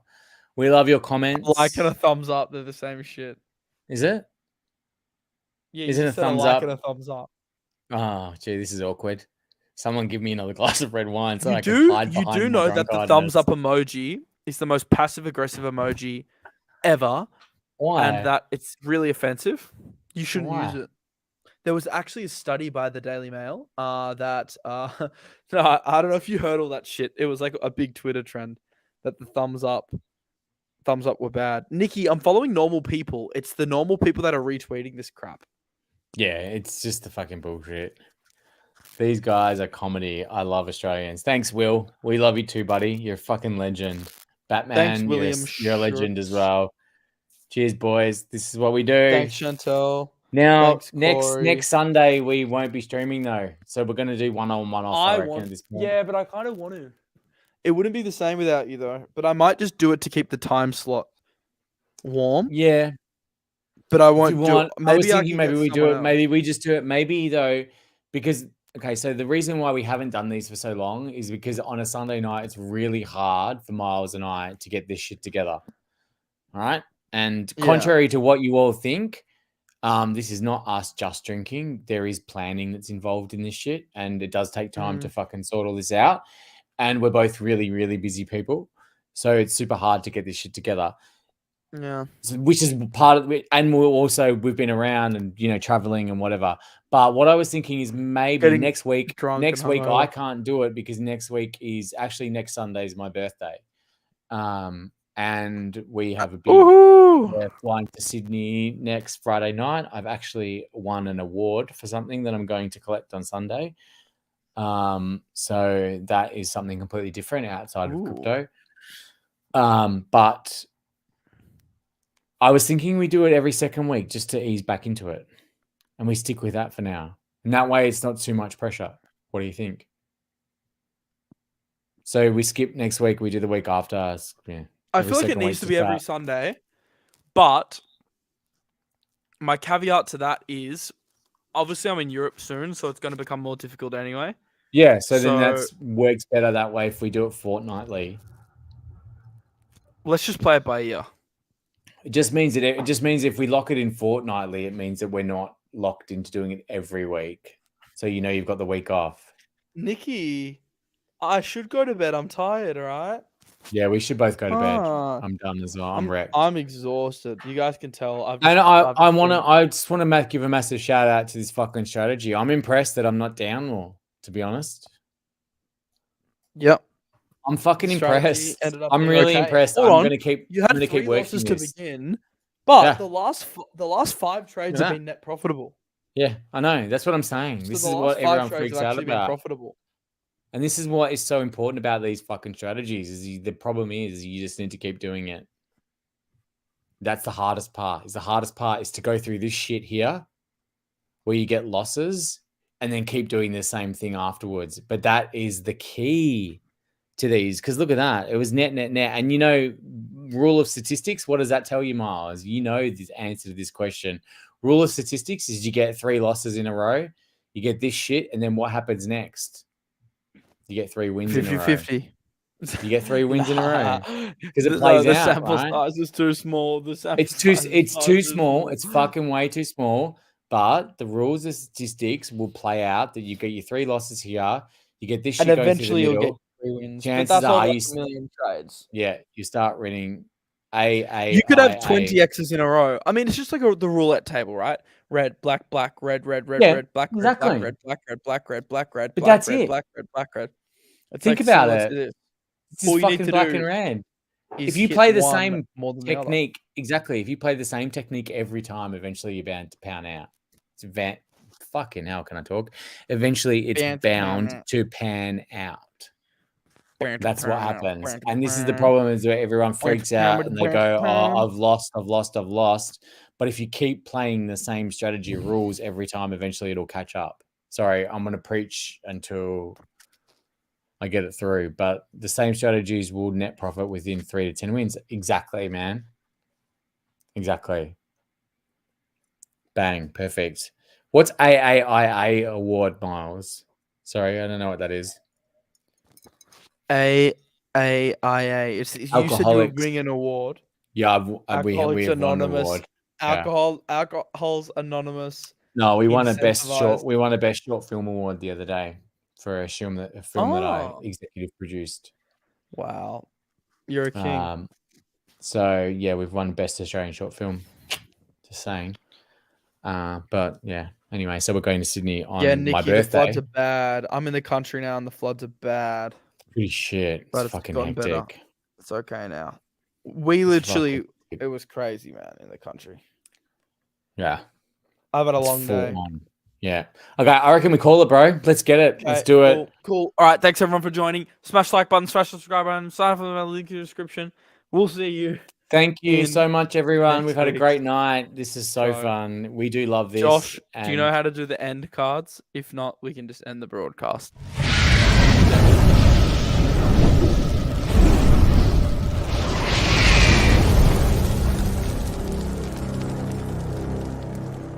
I'm putting my mic back on so I can speak to the people while the cards are going. Thanks for joining us, Tricky. I love the card chat. They can hear you as well. Oh yeah, man, we really killed it today. We did a great job. Oh, what a It's show! awesome. Oh, what an amazing show! Oh, I man, really it's enjoyed this amazing, stream. It bro. was Yeah, brilliant. we It was great. It was slayed it fantastic. today. It It's was awesome, just man. very It's so nice. It was cool. a great stream. I Oh, had a lot of fun. you I would like really, to you thank really everyone cut for a suit out watching. there today. You looked great as well, by the Yes, way. I we really love that performed very outfit. well. Thanks so Thank much you. for Your your outfit hair. was Have you lovely done as something new well. with It your looks hair? I think your looks hair's lovely. amazing. I think you have It's as really well. I cool. really do like It's your hair great what too. you've done It's with very your hair. nice. It's lovely. I really enjoyed that.